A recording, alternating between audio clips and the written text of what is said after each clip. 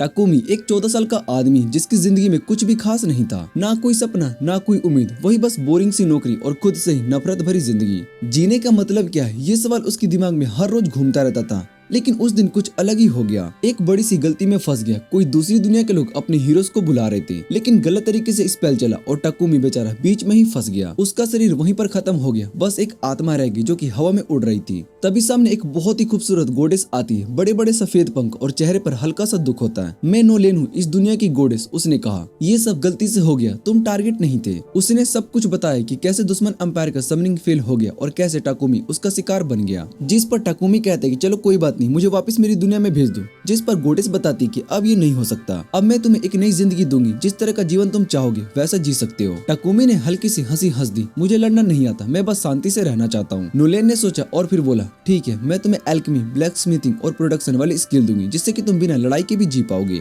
ये कहकर उसने एक चमकता हुआ क्रिस्टल निकाला। इसे निगल लो, सारी नॉलेज तुम्हारे अंदर आ जाएगी। टाकुमी ने आंख बंद करके क्रिस्टल को निगल लिया और अगले ही पल उसका शरीर फटने लगा। इतनी सारी स्किल्स एक साथ दिमाग में भर गई कि वो चीख ही पड़ा। फिर नोलेन ने हाथ उठाया और एक तेज रोशनी के साथ टाकुमी एक नई दुनिया में आ गिरा। आंख खुलते ही टाकुमी ने देखा कि वो एक झील के पास पड़ा है। झील में अपना चेहरा देखा तो खुद को पहचान ही नहीं पाया। ये मैं हूँ, वो हैरान रह गया। अब वो 17 साल का जवान लड़का बन चुका था, इतना सुंदर कि वो खुद पे ही फिदा हो गया। थोड़ी देर के बाद उसने नोलेन के दिए हुए सामान को चेक किया और सोने के सिक्के, खाना और कुछ बेसिक चीजें थी। सिस्टम ऑन करते ही उसने अपनी स्किल्स देखी। Alchemy, black smithing, basic magic, सब कुछ मिल गया था। टाकुमी जंगल की तरफ चल पड़ा। वहाँ पर उसने एक अजीब सी शाखा देखी। सिस्टम बोला, इसे वेपन बना सकते हो। उसने तुरंत ब्लैक स्मिथिंग लगाया और एक तेज भाला बना दिया। देखते ही देखते वो एक काबिल ब्लैक स्मिथ बन गया। आगे बढ़ा तो हर पेड़ और पौधा इलाज में काम वाले निकले। उसने सब हर्ब्स इकट्ठा किए और आइटम बॉक्स में भर लिया। तभी एक जोर की चीख सुनाई दी, बचाओ। एक छोटी सी लड़की लगभग 10 से 12 साल की भागती हुई उसके पास आई। बचाओ, मुझे वो खा जाएगा। टाकुमी ने देखा कि एक हॉर्न वाला बड़ा सा रैबिट झाड़ी से निकला और सीधा उस लड़की पर झपट पड़ा। बिना सोचे टाकुमी ने भाला उठाया और सीधा रैबिट को एक ही बार में मार दिया। सिस्टम ने बोला, level up, warrior job unlock हो गया। टाकुमी ने बस हाथ छटका दिया, मुझे नहीं चाहिए ये। लड़की ने आंख में आंसू लेकर कहा कि मेरा नाम मोली, आपने मेरी जान बचाई है। टाकुमी ने हल्का सा मुस्कुरा कर कहा, क्या तुम अपने गांव मुझे लेकर चलोगी? मोली खुश हो गई, हाँ, लेकिन इस हॉर्न रैबिट को भी अपने साथ ले चलो, इसका गोश्त बहुत ही टेस्टी होता है। टाकुमी ने बिना सोचे रैबिट को आइटम बॉक्स में डाल दिया और बाद में रियलाइज किया कि इतनी बड़ी स्किल सबके सामने नहीं दिखानी चाहिए थी। दूर एक और कहानी शुरू होती है। होली सिडोनिया अंपायर में 3 हाई स्कूल स्टूडेंट्स आंख खोलते हैं। उनके सामने खुद एम्प्रेस एलिजाबेथ आई होती है और वो मुस्कुराते हुए बोलती है कि तुम्हारा इंतजार था हमें। समन हीरो को एलिजाबेथ बताती कि उसने उन्हें यहाँ पर दुनिया को बचाने के लिए बुलाया, लेकिन जो लड़की समन हुई है वो उस पर बिल्कुल भी भरोसा नहीं करती। तभी उसको नोलेन से एक स्पेशल स्किल मिलती है जो उसको सिर्फ अपने इंस्टिंक्ट्स फॉलो करके सही फैसला लेने की शक्ति देती है। उसकी इंस्टिंक्ट्स उसको बताते कि एलिजाबेथ एक खतरनाक औरत है और उससे उसको दूर रहना ही बेहतर होगा। दूसरी तरफ टाकुमी मोली के साथ एक गाँव पहुँचता है जहाँ पर उसके माँ बाप उसका धन्यवाद करते कि उसने उसकी बेटी की जान बचाई। टाकुमी उनसे पूछते क्या वो कुछ दिन यहाँ पर रह सकता है, जिसे सुनकर वो खुशी खुशी मान जाते हैं। फिर वो उसका परिचय एक लोकल ब्लैक स्मिथ से करवाता है जो कि बताता है कि गांव के आसपास जंगल में सिर्फ औषधीय घाटक ही नहीं बल्कि एक नेचुरल माइन भी है जो कि किसी भी क्राफ्टमैन के लिए एक अच्छी जगह है। ये सुनकर टाकुमी बहुत ही ज्यादा खुश हो जाता है। तभी मोली के माँ बाप उसको बताते हैं कि गांव में रहने के लिए कोई इन नहीं है। टाकुमी बोलता है कि वो बाहर कैंप लगाकर रह सकता है, पर ब्लैक स्मिथ बोलता है कि हम तुम्हारे लिए जल्दी से एक घर बनवा सकते हैं। गाँव वाले इकट्ठा होते हैं और टाकुमी को एक खाली जगह दिखाते हैं। टाकुमी अपनी अर्थ मैजिक का यूज करके जमीन को सीधा कर देता है जो कि उसकी माँ ने काफी कंज्यूम कर लेती है और उसके सिर में दर्द होने लगता है। लेकिन गाँव वाले बहुत ही ज्यादा शॉक्ड हो जाते हैं क्योंकि मैजिक यूजर्स यहाँ पर बहुत ही रेयर होते हैं। फिर सब मिलकर जल्दी से एक घर बनाने लगते हैं और टाकुमी अपनी कारपेंट्री और ब्लैक स्मिथिंग स्किल का यूज करके अपने लिए कुछ फर्नीचर्स भी बना लेता है। उसके बाद वो अपनी स्टेटस विंडो से अपना जॉब वॉरियर बदलकर एल्केमिस्ट बना लेता है। फिर वो उन ओर्स पर काम करना शुरू कर देता है जो उसने ब्लैक स्मिथ की मदद से माइन किए थे। उसके पास कॉपर, आयरन और सिल्वर ओर्स है, साथ ही मैजिक आयरन भी है जो कि माना स्टोर कर सकता है। टाकुमी इस बात से बहुत ही ज्यादा एक्साइटेड हो जाता है और वो एल्केमी का यूज करके हर तरह की मटेरियल्स को गोल्ड में बदल सकता है। ये सोचकर वो और भी ज्यादा जोश में आयरन और ओर्स पर काम करना शुरू कर देता है। उसको किसी फर्नेस या बड़े टूल की जरूरत नहीं पड़ती क्योंकि वो मैजिक का इस्तेमाल करके ओर्स में से इम्प्योरिटीज निकाल सकता है और उन्हें ब्रिक्स में डाल सकता है। लेकिन इस प्रोसेस में उसकी माना काफी कंज्यूम होती है, पर वो इतना एक्साइटेड होता है कि वो बिना रुके काम करता रहता है। थोड़ी देर में मोली उसको डिनर के लिए बुलाने आती है, पर जैसे ही वो घर के अंदर जाती है वो देखकर हैरान रह जाती है कि टाकुमी थकान से बेहोश हो चुका है। वो तुरंत अपने माँ बाप को बुलाती है जो कि टाकुमी को डांट लगाती और उसको माना रिस्टोर पोषण देती है। अगले दिन मोली और उसकी माँ उस पर नजर रखती ताकि वो फिर से अपनी माना को पूरा खत्म ना कर ले। इस वजह से उसकी प्रोग्रेस थोड़ी धीमी पड़ जाती, पर कुछ दिनों में वो मीडल्स रिफाइन कर लेता है और अपने लिए बर्तन भी बना लेता है जो कि उसकी एल्केमी जॉब के लिए लेवल अप कर देता है। अपने खाली समय में टाकुमी गांव जाकर ब्लैक स्मिथ की मदद करता और अपनी मैजिक का इस्तेमाल करके हाई क्वालिटी वेपन्स बनाता। इससे उसका black Smith job class level up हो जाता है और उसके बाद वो मोली के पिता के पास जाता है और उनसे पोषण उधार मांगते हैं ताकि वो उनका रेसिपी कॉपी कर सके। मोली के पिता उसको बेसिक पोषण देते हैं और कहते हैं कि अगर वो नए पोषण बनाता है तो वो उसको खरीद लेंगे। टाकुमी घर लौटकर कुकिंग करना शुरू कर देता है और जैसे पिंकमैन और वेल्टर वाटर की तारीफ करने लगता है। वो अपने आइडल्स की तरह मैजिक ब्लू ड्रग्स बनाता है, लेकिन उसका कलर ओरिजिनल रेसिपी से बहुत ही अलग होता है। अगले दिन ये जून की जंगल में चला जाता है और जो भी जहरीली पौधे होते हैं उसे खा लेता है। फिर अपनी प्यूरिफिकेशन मैजिक का यूज करके जहर को निकालता है ताकि उसका पॉइजन रेजिस्टेंस बढ़ सके और प्यूरिफिकेशन मैजिक लेवल अप हो जाए। जब वो एक खास तौर पर एक खतरनाक पौधा खाने के बाद ठीक हो रहा होता है, तभी एक जाइंट आर्मर्ड बोर उस पर हमला कर देता है। टाकुमी मोस्टर देखकर घबरा जाता है। वो अपनी भाला चलाने की कोशिश करता है, लेकिन जैसे ही वो बोर से टकराता है भाला तुरंत टूट जाता है। टाकुमी बहुत ही मुश्किल से उसके वार से बचता है, पर उस पे मैजिक का अटैक करता है तो कोई असर नहीं होता। टाकुमी पीछे हटने लगता है, तभी उसकी नजर एक पॉइजनस स्पाइडर पर पड़ती है जो कि बुरी तरीके से घायल होती है। उसे लगता है कि अब उसे एक साथ दो मोस्टर से लड़ना पड़ेगा, लेकिन तभी स्पाइडर बोर के चेहरे पर कूद जाती है और उसे डिस्ट्रैक्ट कर देती है। बोर पहाड़ों से टकरा जाता है और हटने की कोशिश करता है, फिर दोबारा टाकुमी पर हमला करने लगता है। टाकुमी के पास अब कोई भी उपाय नहीं बचता, लेकिन तभी उसके दिमाग में एक रिस्की प्लान आता है जो कि शायद से काम कर सके। जैसे ही बोर उस पर चार्ज करता है, टाकुमी बचने की जगह सीधा उसकी तरफ कूद जाता है। फिर वो अपनी एल्केमी स्किल का यूज करके बोर के दिमाग को डिकम्पोज कर देता है और बोर तुरंत मर जाता है। उसके बाद टाकुमी घायल स्पाइडर के पास जाता है और शुक्रिया कहने के लिए उसके चोटों को हील कर देता है। फिर वो वापस जाने लगता है, लेकिन तभी सिस्टम बताता है कि उसने पॉइजनस स्पाइडर को टैम कर लिया। टाकुमी बहुत ही चौंक जाता है, लेकिन स्पाइडर उसको पपी आई देकर देखती है और वो मजबूर होकर मान जाता है एक्सेप्ट करने के लिए। टाकुमी स्पाइडर का नाम मैपल रखने का फैसला करता है क्योंकि उसके बैक का डिजाइन एक मैपल की लीफ जैसा होता है। जैसे ही वो नाम रखता है, स्पाइडर इवॉल्व हो जाती है और वो बोलने लगती है। टाकुमी उसे गांव लेकर जाता है, जिसे देखकर सब लोग बहुत ही डर जाते हैं। लेकिन सबसे ज्यादा चौंकने वाली बात ये होती है कि टाकुमी ने इस इंसेक्ट को टैम कर लिया होता है, जो कि आमतौर पर टैम होने के लिए तैयार नहीं होते। टाकुमी सभी को बताता है कि इसके बारे में सोचने का कोई फायदा नहीं है। वो लोग पहले उस बड़े बोर पर ध्यान दे जो कि उसने शिकार किया है। उसी रात विलेज वाले एक बड़ी सी पार्टी रखते हैं ताकि बोर की मीट को एंजॉय कर सके और मोली की डेड टाकुमी को उस बोर के वैल्यूएबल मटेरियल्स दे देते। वो उससे कहते हैं कि वो सिटी में जाकर इन्हें बेच सकता है, क्योंकि एक टैलेंटेड इंसान को सिर्फ एक सिंपल से विलेज तक सीमित नहीं रहना चाहिए। दूसरी तरफ नोलन टाकुमी के प्रोग्रेस को देख रही होती है और वो उसके लिए बहुत ही खुश होती है। तभी एक और गोडेस वहाँ पर आ जाती है और वो नोलन से पूछती है क्या टाकुमी एक स्पेशल इंसान है, क्योंकि सिर्फ उसी को ही नया बॉडी और स्पेशल पावर मिली है और उसको सेडोनिया एम्पायर के समनिंग से 1 साल पहले इस वर्ल्ड में भेज दिया गया था। कुछ दिनों के बाद जब टाकुमी सुबह उठता है तो वो अचानक देखता है कि वो मैपल के सिल्क थ्रेड्स में कोकेल्ड हो चुका है। उसे देखते ही वो गुस्से से चिल्लाने लगता है और मैपल से पूछता है कि ये बकवास क्या है, तूने ये सब किया है। मैपल थोड़ी नर्वस हो जाती है और वो कहती है कि डैडी तुम हमेशा बिजी रहते हो, मुझे तुम्हारी अटेंशन चाहिए, इसलिए मैंने ये सब किया। टाकुमी को तब रियलाइज होता है कि वो सच में मैपल पर ध्यान नहीं दे रहे, क्योंकि वो पोशंस बनाने में बिजी था। वो उससे कहते हैं कि ठीक है, आज मैं एक दिन के लिए छुट्टी लूंगा और मैं तुम्हारे साथ खेलूंगा। ये सुनते ही मैपल खुशी से उस पे जंप करने लगती है। तभी मोली की मॉम वहाँ पर ब्रेकफास्ट लेकर आ जाती है और जैसे ही टाकुमी के ऊपर एक स्पाइडर को देखती है, उसके दिमाग में एक अजीब सोच आने लगती है। वो सस्पिशियसली सोचने लगती है कहीं टाकुमी को कोई वेड और इलीगल फेटिश तो नहीं है। टाकुमी तुरंत सफाई देने लगता है और वो कहता है कि नहीं, मैं अपने पेट स्पाइडर से पैक होने में कोई इंटरेस्टेड नहीं रखता हूँ। लेकिन तभी मोली की मोम की नजर चमकदार सिल्क थ्रेड्स पर पड़ती है जो कि रूम के रूफ पर लटक रही होते हैं और उसका ग्रीडी साइड एक्टिवेट हो जाता है। ये देखकर टाकुमी और मैपल दोनों ही डर जाते हैं। मोली की मोम उन स्किनी सिल्क थ्रेड का यूज करके एक शर्ट बना लेती है जो एक लग्जरी आइटम होता है जो सिर्फ नोबल से अफोर्ड कर सकती हैं। जब विलेज की सारी औरतें उस सिनी शर्ट को देखती हैं तो वो उस पर फिदा हो जाती है और मैपल उनके बीच में एक इंस्टेंट सेलिब्रिटी बन जाती है।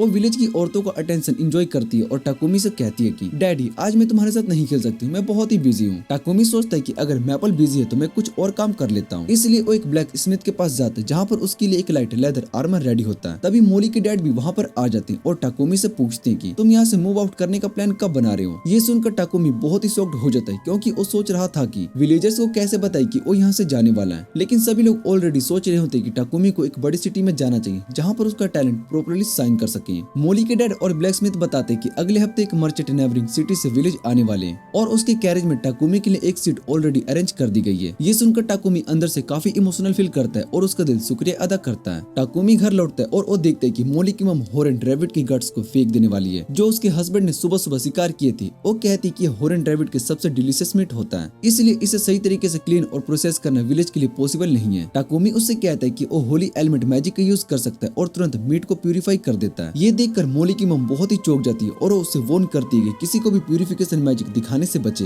क्योंकि सिर्फ कुछ ही लोग इसे कर सकते हैं और किसी गलत इंसान को पता चल गया तो वो मुसीबत में पड़ सकता है। इसके बाद टाकुमी पूरा एक हफ्ता विलेज को डेवलप करने में लगा देता है। वो एक मजबूत स्टोन वॉल बनाता है ताकि विलेज किसी भी डेंजर से सेफ रहे और इजीली वाटर सप्लाई के हैंड पंप बम्स भी लगा देता है। जब अगले हफ्ते मर्चेंट पेपैक विलेज में आते तो स्टोन वॉल को देखकर बहुत ही डम्फाउंडेड हो जाते हैं। मोली के डैड और ब्लैकस्मिथ उसके पास बिजनेस करने के लिए बाहर आते हैं और जल्दी टाकुमी भी वहाँ पर पहुंच जाता है। वो पेपैक से अपने इंट्रोडक्शन देता है और फिर मोली के डैड को बताता है कि उसने अपने घर में 100 बोटल्स बेसिक हीलिंग पोशंस छोड़ दिए ताकि अगर विलेज को कभी भी जरूरत पड़े तो उसका यूज कर सकते हैं। पेपैक हीलिंग पोशन को देखकर शॉक हो जाता है क्योंकि वो काफी हाई क्वालिटी का लगता है। वो टाकुमी से पूछते क्या इसे और वो क्लोजली देख सकता है। जब पेपैक पोशन को एग्जामिन कर रहा होता है तब टाकुमी मोली और विलेज के लोगों से अलविदा कहने लगता है। विलेजर्स ने उसके लिए एक स्पेशल जैकेट बनाई होती है जो कि मैपल सिल्क से बनी होती है। टाकुमी उनका दिल से शुक्रिया अदा करता है और कैरेज में बैठ जाता है। जब विलेजर्स उसे गुड बाय कहने लगते हैं तो उसका दिल भारी हो जाता है। उसे लगता है कि ये विलेज इस वर्ल्ड का उनका असली घर है। ये इमोशनल गुड बाय देखकर पेपैक के एक बॉडीगार्ड की आंखों में आंसू भर जाता है। ब्लोंड बॉडीगार्ड अपना नाम हेल्थ बताता है और रेड हेड का नाम रियल होता है और साइलेंट बंदी का नाम बोगर होता है। पेपैक पहले बताता है कि ये लोग सी रैंक एडवेंचर पार्टी है और उसने इन्हें अपनी बॉडीगार्ड टीम में हायर किया है। जब सब स्मॉल टॉक करने लगते हैं तब रेड हेड रियल टाकुमी से उसके बैग के बारे में पूछता है। टाकुमी बताता है कि उसके बेड में उसकी स्पाइडर पेट है। ये सुनकर सब शॉक हो जाते हैं और रियल उसके टाइम स्पाइडर को क्लोजली देखने की कोशिश करता है। मैपल सोचती है कोई परवेट है इसलिए वो तुरंत उसका हेडबट कर देती है और फिर चुपचाप बोल्ट बॉडीगार्ड बोगर की गोद में जाकर बैठ जाती है। मैपल के बिहेवियर को देखकर सभी हंसने लगते हैं। उसके बाद पेपैक टाकुमी से कहता है कि वो भी हीलिंग पोशन खरीदना चाहता है जो कि उसने विलेजर्स को दिए थे। जब तक वो बिजनेस के डिटेल्स को डिस्कस करते हैं तब तक पेपैक अपनी मजबूरन में कैरेज को रोकने पर मजबूर हो जाता है क्योंकि रास्ते में मोस्टर्स आ गए होते हैं। टाकुमी बाहर झांकता है और वो देखता है कि कुछ गोब्लिन्स उनकी तरफ बढ़ रहे हैं। एडवेंचरस तुरंत एक्शन के लिए तैयार हो जाते हैं जबकि पेपैक का तो डर के मारे बुरा हाल हो चुका होता है। एडवेंचरस बिना किसी दिक्कत के आसानी से गोब्लिन को हरा देते हैं और इसके बाद उनका सफर शांत रहता है। 3 दिन के बाद वो लोग बेल्टोन सिटी पहुंच जाते हैं जहां पर टाकुमी सबसे पहले एडवेंचरल गिल्ड जाने का फैसला करता है। उसका असल प्लान एल्केमिस्ट गिल्ड में रजिस्टर करने का होता है लेकिन रिसेप्शनिस्ट बताती है कि ऐसा कोई गिल्ड एग्जिस्ट ही नहीं करता। ये सुनकर टाकुमी बहुत ही उदास हो जाता है लेकिन वो फिर भी एक एडवेंचर के रूप में रजिस्टर कर लेता है और फिर मैपल को अपना पेट डिक्लेयर कर देता है। ये सब होने के बाद वो पेपैक की कंपनी में आ जाता है ताकि अपना पोशंस के बारे में डील कर सके। पेपैक उसके पोशन के लिए एक अच्छा प्राइस ऑफर करता है और टाकुमी अपने दिमाग में कैलकुलेशन करता है। 1 मिनट लगता है ये समझने में कि अगर वो जापान में होता तो सिर्फ एक डील में मिलियनियर्स बन सकता था। पेपैक बताता है कि जब टाकुमी फेमस हो जाएगा तो वही आइटम और भी ज्यादा हाई प्राइस पर बिकेंगे। टाकुमी सोचता है कि ये सब कुछ ज्यादा ही अच्छा लग रहा है जैसे कि कोई छुपी हुई चाल हो। उसे लगता है कि पेपैक उसे आइडियली लूटना चाहता है क्योंकि वो एक न्यूबी है। अचानक पेपैक उसे सजेस्ट करता है कि वो एक घर ले ले जिसमें एक वर्कशॉप हो ताकि बिजनेस इजीली हो सके। टाकुमी ये सुनकर पैनिक हो जाता है क्योंकि उसे लगता है कि उसके पास इतनी सेविंग्स नहीं है। लेकिन पेपैक कहता है कि वो घर खरीदने की जगह सिर्फ रेंट पर ले सकता है। पेपैक अपने बटलर को बुलाता है और उसे कहता है कि टाकुमी को एक अच्छा प्रॉपर्टी दिखाए। बटलर उसे एक मेंशन दिखाता है जिसमें एक अटैच वर्कशॉप होता है और रेंट भी काफी कम होता है। टाकुमी सोचता है कि ये सब कुछ ज्यादा ही अच्छा है लेकिन फिर भी वो डील को एक्सेप्ट कर लेता है। अगले दिन वो मेंशन में शिफ्ट हो जाता है और सबसे पहले जो वो काम करता है वो एक टॉयलेट सीट क्रिएट करना होता है मैजिक का यूज करके क्योंकि वो किसी और तरीके से कंफर्टेबल नहीं होता। ये सब करने में उसकी बहुत ही सारी माना कंज्यूम हो जाती है और वो जैसे ही माना पोषण पी रहा होता है तभी होल से एक जोर से छींकने की आवाज सुनाई देती है। टाकुमी तुरंत बाहर भागकर देखता है कि मैपल ने पेपैक को एक ककून में लपेट दिया है। टाकुमी शॉक हो जाता है और वो गुस्से में पूछते कि उसने ऐसा क्यों किया। मैपल बिना किसी शर्म के जवाब देता है कि लोग इसे एंजॉय करते हैं। टाकुमी चीख पड़ता है बस गाँव के बच्चों को मजा आता था। लेकिन पेपैक कहता है कि उसे कोकून में बहुत ही कॉम्फी लग रहा है। खैर टाकुमी उसे फ्री कर देता है और मैपल की तरफ से माफी मांगता है। पेपैक इस बात को ज्यादा सीरियसली नहीं लेता लेकिन वो कहता है कि पहले उसे टॉयलेट जाना है फिर बिजनेस करेंगे। टाकुमी उसे टॉयलेट का रास्ता बता देता है और जैसे ही पेपैक ग्लोसी केरेमिक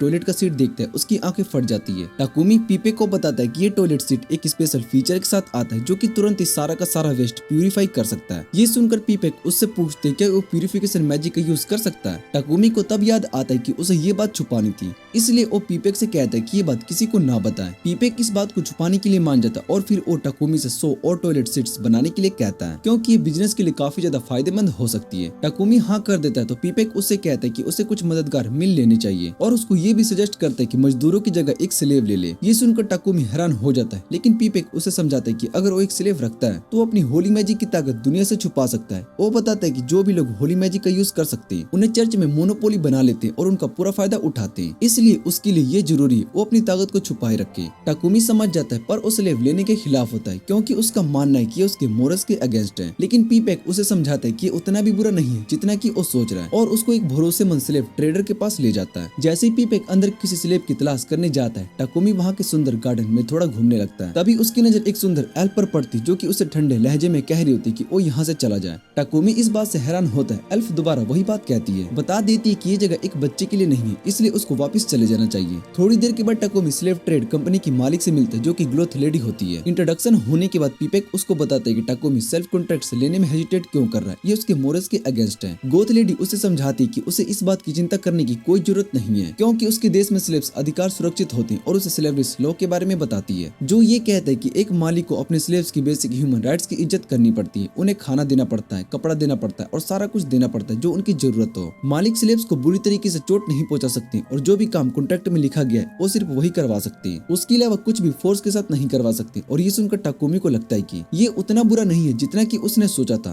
उसके बाद गोथ लेडी उसे स्लेव्स अलग अलग कैटेगरीज के बारे में बताती है। पहले कैटेगरी में वो लोग आते हैं जो कि उधार को चुका नहीं पाए और जब तक वो उधार को नहीं चुका देते तब तक उनको काम करना ही पड़ेगा। दूसरी कैटेगरी में क्रिमिनल्स आते हैं जो कि अपनी जिंदगी सुधारने का मौका ले रहे होते हैं। तीसरी कैटेगरी में वो लोग होते हैं जो कि वॉर प्रिजनर्स होते हैं जिन्हें कहीं और जगह नहीं मिल सकती इसलिए उन्हें स्लेव बना दिया जाता है। आखिरी कैटेगरी में वो लोग आते हैं जो कि डाकुओं के द्वारा किडनैप कर लिए गए थे और इलीगली उन्हें स्लेव बना दिए गए। तभी पीपेक टाकोमी की तरफ से बात करता है और वो कहता है कि वो एक वॉर स्लेव लेना चाहता है जो बिना मालिक की मर्जी से आजाद नहीं हो सके क्योंकि टाकोमी के पास कुछ खास स्किल है जो कि उसे दुनिया से छुपानी है। गोथ लेडी टाकोमी से पूछती है कि उसे किस तरह का स्लेव चाहिए। टाकोमी बताता है कि उसे कोई ऐसा चाहिए जो घर का ध्यान रख सके और साथ ही रॉ मटेरियल्स गैदर करने और गिल्ड क्वेस्ट के द्वारा बॉडीगार्ड का काम भी करे। मोमी कहती है कि एक स्लेव से ये करवाना मुश्किल होगा इसलिए उसे 2 स्लेव्स लेने पड़ेंगे। फिर वो एक लड़की को बुलाती जो कि बैंडिट्स के द्वारा बचपन में किडनैप कर ली गई थी और उसका नाम मारिया होता है। मारिया पढ़ी लिखी होती है और घर के काम में भी ट्रेंड होती है। टाकोमी उसे देखते ही बहुत ही ज्यादा फिदा हो जाता है क्योंकि वो लोग की क्यूट लग रही होती है। वो उसे अपने घर के साइज के बारे में बताता है तो मारिया कहती है कि वो अकेले ही सब कुछ संभाल लेगी। टाकोमी थोड़ा हैरान होता है और वो उससे पूछते है कि जब वो इतनी क्यूट है तब कोई उसे लेकर क्यों नहीं गया,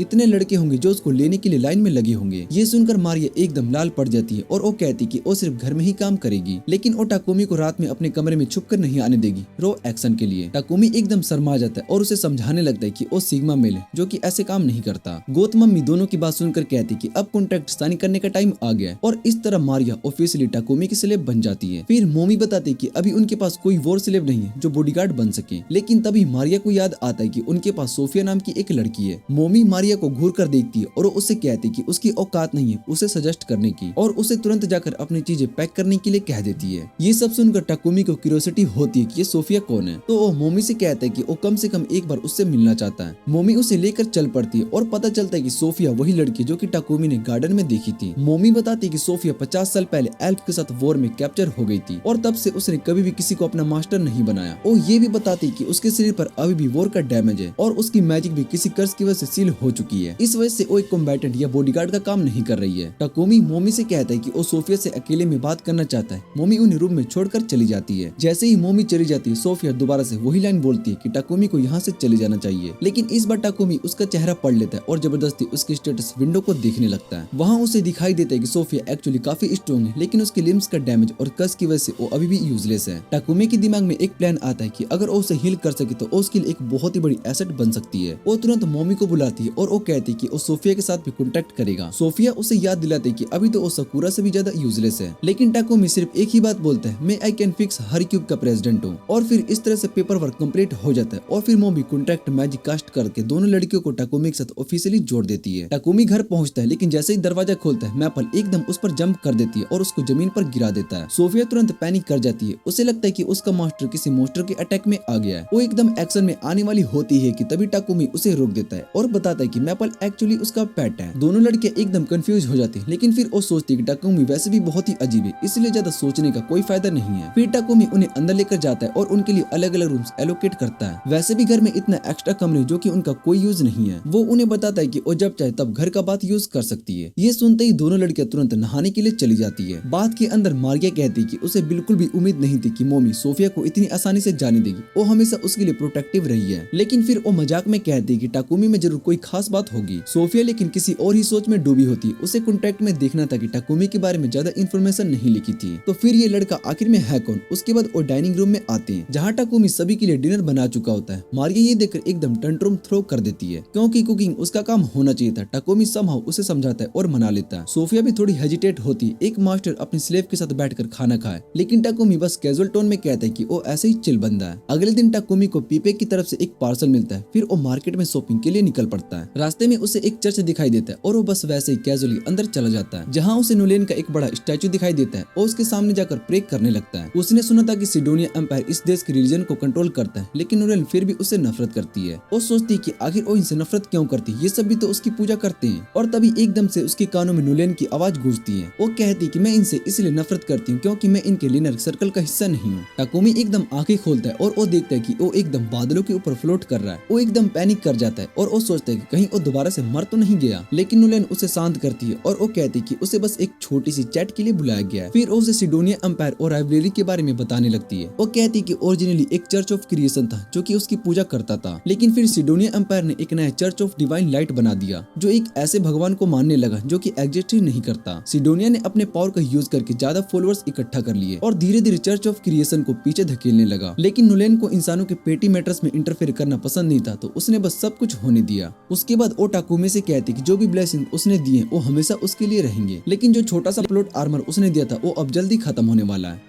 टाकुमी को बताया जाता है कि अब उसके लिए प्रॉब्लम सोल्व करना मुश्किल हो सकता है और जो लोग उससे मिलेंगे हो सकता है कि वो उसे नुकसान पहुंचाना चाहे। तभी टाकुमी को एहसास होता है कि अब तक जो भी हेल्पफुल उसके सामने आए थे वो सब बस नोलेन की ब्लेसिंग की वजह से थे, लेकिन अब सब कुछ उसके हाथों में। इतना सोचते ही प्रार्थना खत्म हो जाती है और वो अपने आप को फिर से चर्च के अंदर पाता है। वो जल्दी से घर लौटता है और जैसे ही अंदर जाता है मैपल उस पर झपट पड़ती है और दोनों नीचे गिर जाते हैं। तभी सभी लड़कियां उसकी मदद के लिए आ जाती है और उसका सामान उठाने लगती है। टाकुमी देखता है कि सोफिया उसके एक खास पार्सल के करीब पहुंच रही है, इसलिए वो तुरंत अपने आइटम बॉक्स का यूज करके पार्सल को वहां से तुरंत गायब कर देता है। फिर बिना किसी देरी के वो सीधा वर्कशॉप की तरफ चला जाता है अपने नए एक्सपेरिमेंट्स करने के लिए। लेकिन अब सोफिया क्यूरियस होती है क्योंकि वो देख चुकी होती है कि पार्सल एक मैजिक पेपर में वरीप किया गया था। उसके मन में एक सवाल आता है कि आखिर उस पार्सल में ऐसा क्या हो सकता है जो कि इतनी केयरफुल प्रोटेक्ट की जा रही है। ये जानने के लिए वो चुपके से टाकुमी का पीछा करती है, लेकिन जैसे ही वो वर्कशॉप के अंदर जाती है उसके होश उड़ जाते हैं। टाकुमी एक छुरी को जहर के बर्तन में डुबा रहा था और बिना किसी हेजिटेशन के अपने हाथ पर उस छुरी से कट लगाता है। फिर वो होली मैजिक का यूज करके जहर को प्यूरिफाई करता है ताकि वो अपनी हीलिंग मैजिक का लेवल बढ़ा सके और सोफिया की ट्रीटमेंट कर सके। टाकुमी पूरे टाइम दर्द से करा रहा होता है और तभी वो अचानक से मारिया का नाम ले लेता है। ये सुनते ही सोफिया का गुस्सा फट पड़ता है और वो जोर से दरवाजा खोलकर अंदर आ जाती है और वो चिल्लाती है कि अगर तुमने मारिया के साथ कुछ भी गलत किया तो मैं तुम्हें कभी भी माफ नहीं करूंगी। लेकिन जैसे ही वो ये कहती है उसका चेहरा पीला पड़ जाता है और वो टाकुमी की बाहों में बेहोश हो जाती है। टाकुमी देखते है कि सोफिया बहुत ही ज्यादा थक चुकी होती है और उसके हाथ में एक छोटा सा घाव भी होता है। वो तुरंत उसे हील करने की कोशिश करता है, लेकिन हीलिंग मैजिक पर एक कर्स का असर होता है जो कि उसके स्पेल को रोक रहा होता है। टाकुमी मुश्किल से मगर सफलता पाता है और उसकी होली मैजिक का लेवल बढ़ जाता है। उसके बाद वो सोफिया को उसके कमरे में लेकर जाता है और मारिया उसे बताती है कि जब भी सोफिया ज्यादा एक्साइटेड और बहुत ही ज्यादा खुश हो जाती है तो वो इतनी थक जाती है कि वो बेहोश हो जाती है। टाकुमी कहता है कि ये आखिरी बार और फिर बिना किसी देरी के एक कर्स डिस्पेलिंग स्पेल और high level healing spell cast करता है। जैसे ही स्पेल कंप्लीट होता है सोफिया का घाव भर जाता है और उसका कटा हुआ कान भी वापस उग जाता है। कुछ देर के बाद जब सोफिया उठती है तो मारिया उसको ये अच्छी खबर देती है। सोफिया अपना कान देखकर हैरान रह जाती है और तभी उसको एहसास होता है कि उसकी मैजिक भी वापस आ चुकी है। खुशी के मारे उसे तुरंत वो गले लगा लेती, तुम अब बिल्कुल ठीक हो। सोफिया तुरंत टाकुमी के पास जाती है और उसका शुक्रिया अदा करना चाहती है, लेकिन टाकुमी ये देखकर सोचते है कि कहीं उसके और सोफिया के बीच में कोई मिसअंडरस्टैंडिंग तो नहीं हो गई, इसलिए उसको सब कुछ साफ साफ बता देता है। वो कहता है कि मैं खुद को पॉइजन कर रहा था ताकि मैं अपनी हीलिंग मैजिक का लेवल अप कर सकूं तुम्हारी हेल्प करने के लिए। फिर वो ये भी क्लियर करता है कि मारिया का नाम लेने का कोई अलग मतलब नहीं था, बल्कि वो सिर्फ ये कह रहा था कि मारिया ने गलती से उसके पॉइजनस हर्ब को गार्बेज में फेंक दिया था। सोफिया उससे गुस्से में पूछती कि तुम इतना डेंजरस काम क्यों कर रहे थे। टाकुमी हल्का सा मुस्कुरा कर कहते हैं क्योंकि मैं I can fix her club का मास्टर हूँ। सोफिया की आंखों में आंसू आ जाते और वो टाकुमी के सामने घुटनों के बल गिर जाती है और वो उसे जीवन भर वफादारी का वचन देती है। अगले दिन टाकुमी लाइब्रेरी जाता है एल्केमी पर कुछ किताबें ढूंढने के लिए, लेकिन जैसे ही उसे पता चलता है कि पूरी लाइब्रेरी में सिर्फ 4 किताबें हो, वो काफी डिसअपॉइंटेड हो जाता है। उसके दिमाग में एक सवाल आता है, जब एल्केमी इतनी सिंपल है तो सब लोग इसमें कम दिलचस्पी क्यों रख रहे हैं। तभी उसे एक अजीब सी बात समझ में आती है। वो किताबें एक प्राचीन भाषा में लिखी होती है जो सिर्फ उसे ही समझ आती है क्योंकि उसे गॉडेस की ब्लेसिंग मिली है। वो वापस घर लौटता है और तुरंत अपने नए काम पर लग जाता है, मर्चेंट पीपे के लिए नए टॉयलेट सीट्स बनाना। कुछ ही दिनों में वो 100 टॉयलेट सीट्स को बना लेता है और वो डिसाइड करता है कि अब थोड़ी देर तक मास प्रोडक्शन से ब्रेक लेना चाहिए। अब मैं थोड़ा सफर करना चाहता हूँ क्योंकि मुझे दुनिया देखनी है। वो बताता है कि सोफिया उसकी बॉडीगार्ड होगी जबकि मारिया घर की देखभाल करेगी, लेकिन मारिया बहुत ही ज्यादा गुस्सा हो जाती है, मुझे भी तुम्हारे साथ आना है। टाकुमी थोड़ा नर्वस हो जाता है और वो एक नॉन फाइटर घर को अनजान जगह ले जाने से हेजिटेट करता है और घर की देखभाल करने के लिए भी तो कोई काम करने वाला चाहिए। लेकिन तभी मारिया का नाटक शुरू हो जाता है और रोना शुरू कर देती है और कहने लगती है कि मुझे अकेला छोड़ना मतलब एक टॉयलेट को बीच रेगिस्तान में अकेला छोड़ देना। टाकुमी उसके अजीब सोच पर अपना सर पकड़ लेता है। ये स्टूपिड रेडहेड हमेशा ऐसे अजीब एग्जाम्पल्स क्यों देती है। मारिया उसके करीब आती है, अपनी आंखों में पपी आई लेकर आती है और एक इमोशनल अपील देती है। टाकुमी महसूस करता है कि उसकी सोच धीरे धीरे हिल रही है, लेकिन कोई भी फैसला लेने से पहले वो मारिया के स्टेटस को चेक करने का सोचता है। वो मारिया का चेहरा पड़ता है और उसका स्टेटस विंडो देखता है और एकदम शॉक हो जाता है। मारिया सिर्फ एक सिंपल मेड ही नहीं बल्कि एक फुल फ्लेज्ड बैटल मेड है। और सिर्फ इतना ही नहीं, उसके स्टेट्स तो टाकुमी से भी बहुत ही बेहतर है। टाकुमी हैरान रह जाता है। मारिया उससे रिक्वेस्ट करती है कि वो उसे अपने साथ ले चले। तभी सोफिया उठती है और वो कहती है कि टाकुमी इसे अपने साथ ले चलो, मैं इसे रात दिन फाइटिंग सिखाने वाली हूँ। टाकुमी थोड़ा सोचता है और फिर मान जाता है, ठीक है तुम दोनों चल सकती हो। अब जब सफर तय हो चुका था, टाकुमी लड़कियों को अपनी वर्कशॉप में लेकर जाता है ताकि उसके लिए वेपन्स और आर्मर बना सके। कौन सा वेपन चाहिए वो पूछता है। सोफिया बिना किसी देरी के अलग अलग वेपन्स की एक बड़ी लिस्ट बनाना शुरू कर देती है। दूसरी तरफ सोफिया कहती है कि उसे सोर्ड्स और नाइफ्स यूज करना आता है, लेकिन सोफिया उसे स्पेयर चलाना सिखाने का फैसला करती है क्योंकि छोटी छुरी से अटैक करना पावर बहुत ही कम होती है। जब तक लड़कियां स्पेयर के साथ प्रैक्टिस कर रही होती हैं, टाकुमी अपनी ब्लैक स्मिथिंग स्किल का इस्तेमाल करके उनके लिए नए वेपन्स तैयार करने लगता है। नया सफर शुरू होने वाला था। टाकुमी तैयारी में कोई कसर नहीं छोड़ना चाहता था। टाकुमी बस वेपन ही नहीं बनाता बल्कि उन पे इंट्रिकेट डिजाइन कार्व करता, बस मजे के लिए। फिर वो इंशेंटमेंट स्पेल डालकर उन्हें और ड्यूरेबल बना देता है। जब वो मारिया के लिए बनाई गई नाइफ्स को देखता है तो उसके दिमाग में एक अजीब सी सोच आती है, अगर ये नाइफ्स मारिया की जूसी थिंग से बड़ी हो तो। बस इतना सोचना था कि टाकुमी की नाक से लाल रंग बाहर आने लगती है, पर तभी उसका काम खत्म नहीं हुआ था। आर्मर बनाने के लिए उसे लड़कियों के एग्जैक्ट मेजरमेंट चाहिए होते हैं, लेकिन अगर वो खुद नापने की कोशिश करे तो शायद से नाक से इतना खून बह जाएगा कि वो वहीं पर मर जाएगा। इसलिए वो अपनी एक स्किल का यूज करता है। लड़की के 2 पपेट्स बनाता है जो एग्जैक्टली मारिया और सोफिया जैसे दिखते हैं, लेकिन जैसे ही वो इन पपेट्स को और ज्यादा इंस्पेक्ट करने वाला होता है, मैपल वहाँ पर आ जाती है। भगवान का शुक्र है, वरना यहाँ पर कोई और कांड हो जाता। टाकुमी जल्दी से मैपल से स्पाइडर सिल्क मांगता है और फिर आर्मर डिजाइन करने लग जाता है, एक हार्डकोर इंसेल की तरह। कुछ दिन के बाद आर्मर बनकर तैयार हो जाता है और ये आर्मर बिल्कुल दिखने में नॉर्मल कपड़ों जैसा लगता है, पर अंदर काफी ज्यादा टफ होता है। जब लड़कियां इसे पहनती है तो वो बहुत ही इम्प्रेस्ड हो जाती है। इतना परफेक्ट कैसे बना लिया, सोफिया पूछती है। टाकुमी तुरंत मैपल की तरफ देखता है ताकि वो उसका डर्टी सीक्रेट ना बता दे। फिर वो लड़कियों का ध्यान हटाने के लिए उन्हें पहले वेपन्स चेक करने के लिए कहता है। उसके बाद वो दोनों को मिथ्रिल के मैजिक रिंग देता है जो कि उन्हें स्पेल कास्टिंग स्पीड को बढ़ा देगी। अब जब सब रेडी होता है तो टीम एडवेंचर्स गिल्ड जाती है, जहां सोफिया और मारिया को ऑफिशियली एडवेंचर के रूप में रजिस्टर कर दिया जाता है। टाकुमी फिर उन्हें एक पार्टी के रूप में रजिस्टर करता है। गिल्ड रिसेप्शनिस्ट टाकुमी को याद दिलाता है कि 1 महीना होने वाला है और उसे अपने एडवेंचर्स लाइसेंस के लिए मैंडेटरी रिक्वेस्ट कंप्लीट करनी होगी। टाकुमी कहता है कि वो इसी काम से आया और रिक्वेस्ट बोर्ड पर एक आसान क्वेस्ट ढूंढने लगता है। तभी एकदम से कुछ मोटे अगली लूजर वहाँ पर आ जाते हैं। ए लड़की, हमारी पार्टी ज्वाइन कर लो, वो कहने लगते हैं। टाकुमी को ये बिल्कुल पसंद नहीं आता। मेरी लड़कियों से कोई ऐसे बात करेगा, हरगिज नहीं। वो सीधा उन मोटू लोगों के साथ जाकर टकरा जाता है। उसका लीडर जो सिर्फ एक चलती फिरती हिप्पो लग रहा होता है, उसे घूर कर देखता है। टाकुमी अंदर से थोड़ा डरेड होता है पर वो दिखाता नहीं। अगर तू इतना मोटा है तो तेरी माँ इतनी भारी होगी कि उसे सुपरमैन भी नहीं उठा सकता, टाकुमी बोलता है। ये सुनते हिप्पो धधक उठता है और वो गुस्से में आकर टाकुमी को मुक्का मारने की कोशिश करता है, लेकिन टाकुमी ऑलरेडी एक स्पेल कास्ट कर चुका होता है जो कि उसकी बॉडी को मेटल में बदल देता है। हिप्पो का मुक्का सीधा उसके मेटल बॉडी से टकराता है और उसका हाथ टूट जाता है। उसके लाइकिस भी टाकुमी पर अटैक करने वाले होते, पर तभी गिल्ड मास्टर आ जाता है और जोर से चीख कर उन्हें रोक देता है। वो हिप्पो की टेढ़ी हाथ को देखते और टाकुमी से पूछते कि ये तूने किया। मारिया तुरंत उसके सपोर्ट में बोलती, लेकिन गिल्ड मास्टर उसकी बात नहीं मानता। तभी रिसेप्शनिस्ट आता है और सब कुछ समझाने लगता है। अब सच्चाई सामने आने वाली थी। गिल्ड मास्टर बराक उन लूजर्स की गैंग को डांट कर भगा देता है और फिर टाकुमी की पार्टी को अपनी ऑफिस बुलाता है और टाकुमी से पूछते कि उसने हिप्पो के साथ क्या किया, पर टाकुमी पहले हेजिटेट करता है। लेकिन जब रिसेप्शनिस्ट कहता है कि उसने हल्का माना डिटेक्ट किया था तो टाकुमी समझ जाता है कि अब छुपा नहीं सकता। वो बताता है कि उसने सिर्फ एक चारकोल का टुकड़ा निकाला और उसको डायमंड में बदल दिया और फिर उसे अपने शरीर पर कोट कर लिया। वो अटैक से बच रहा था। ब्राक समझ जाता है कि टाकुमी एक अल्केमिस्ट है। फिर रिसेप्शनिस्ट हंसते हुए कहता है कि उसकी टीम में इतनी सारी सुंदर लड़कियां हैं तो कई लोग उसे तंग करने की कोशिश करेंगे। वो सजेस्ट करता है कि टाकुमी को सीधा डी रैंक में प्रमोट कर दिया जाए ताकि वो सेफ रहे और उसे एक हायर लेवल क्वेस्ट देने के लिए कहा जाए। गिल्ड मास्टर परमिशन दे देता है और सोफिया और मारिया भी इस बात से एग्री करती है। इसलिए टाकुमी क्वेस्ट लेने का फैसला करता है। पहला क्वेस्ट गोब्लिन को खत्म करने का होता है। मैपल की मदद से वो लोग जल्दी गोब्लिन की लोकेशन को ढूंढ लेते हैं और सोफिया आगे बढ़कर तुरंत 2 गोब्लिन को मार देती है और दूसरे 2 गोब्लिन को टाकुमी और मारिया सिर्फ दौड़ाते हैं। मैपल अपनी सेल्फ थ्रेड से उन्हें बांध देती है और फिर टाकुमी और मारिया उन्हें आसानी से खत्म कर देती। इसके बाद वो और भी गोब्लिन्स और कोबोल्ड्स को मारकर अपने मिशन को कंप्लीट कर लेती। टाकुमी थोड़ा चिंतित होता है क्योंकि गोब्लिन कुछ ज्यादा ही दिख रहे होती। सोफिया कहती कि जरूर कहीं एक गोब्लिन जनरल होगा जो कि इन्हें लीड कर रहा है। आमतौर पर एक गोब्लिन जनरल को हराने के लिए कम से कम 5 डी रैंक पार्टीज की जरूरत होती है,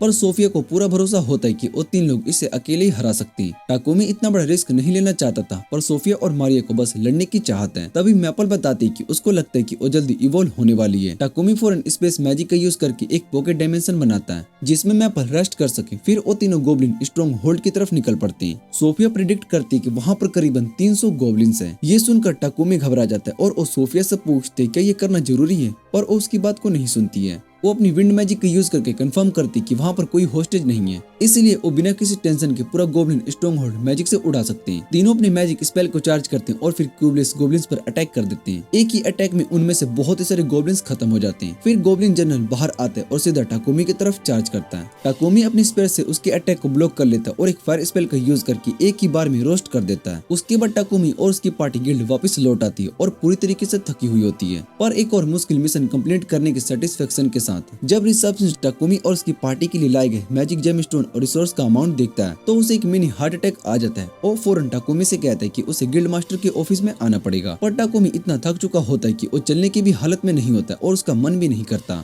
फिर भी वो किसी तरह ब्राक के ऑफिस में पहुंचता है जहाँ पर गिल्ड मास्टर एकदम से चिल्लाने लगता है। एक गोब्लिन जनरल को हराने के लिए कई डी रैंक्स की टीम लगती है और तुम लोग उसे अकेले ही हरा पाए। बराक अपना सर पकड़ लेता है। अचानक उसके गंजे सर के सामने एक पॉकेट डायमेंशन खुलता है और एक हाथ बाहर आकर उसके पीछे धकेल देता है। मैपल इवॉल्व होकर उस बड़े डायमेंशन से बाहर आती है। वो आधी स्पाइडर और आधी इंसान बन चुकी होती है। वो अपने दोस्तों को बड़े केयरफुल तरीके से इंट्रोड्यूस करवाती है। मास्टर अब और कुछ बोलने की हालत में नहीं रहता, बस अपना हाथ हिलाकर टाकुमी से कहता है चलो घर जाओ। कुछ दिन के बाद मारिया शर्माती हुई टाकुमी के वर्कशॉप में आती है। वो उसे कुछ पुराने कपड़े मांगती है क्योंकि उसे और सोफिया के लिए अंडरवेयर बनानी है। टाकुमी कहता है कि सिर्फ क्राफ्ट से वो अच्छा अंडरवेयर नहीं बना पाएगी। तभी मारिया एक स्ट्रेच दिखाती है जो उसने डिजाइन किया है। टाकुमी उसे देखकर सोचता है कि ये बहुत ही बेसिक है। वो फौरन एक और स्केच बनाता है एक मॉडर्न लॉन्जरी का जिसमें एक छोटा सा बो भी होता है। मारिया जैसे ही डिजाइन देखती है वो खुशी से उछल पड़ती है, मुझे भी चाहिए। वो एक्साइटेड होकर कहती है। तभी मैपल पॉकेट डायमेंशन से बाहर आकर बोलती है टाकुमी पेपल आया है। टाकुमी जैसे ही बाहर जाता है वो देखते कि मर्चेंट पेपल बेहोश पड़ा है। शायद मैपल के नए रूप देखकर बेहोश हो चुका था। थोड़ी देर के बाद पेपल होश में आता है। वो इतना बताता है कि मार्किस गोडविन जो कि इस शहर का शासक है टाकुमी से मिलना चाहता है। टाकुमी पहले तो एक नोबल से मिलने के लिए थोड़ा हेजिटेट करता है, पर वो गोडविन से मिलता है तो देखते कि वो एक सिंसियर और ईमानदार आदमी है। वो किसी भी इंसान के सामने झुकने को तैयार है जो उसके शहर को बेहतर बना सके।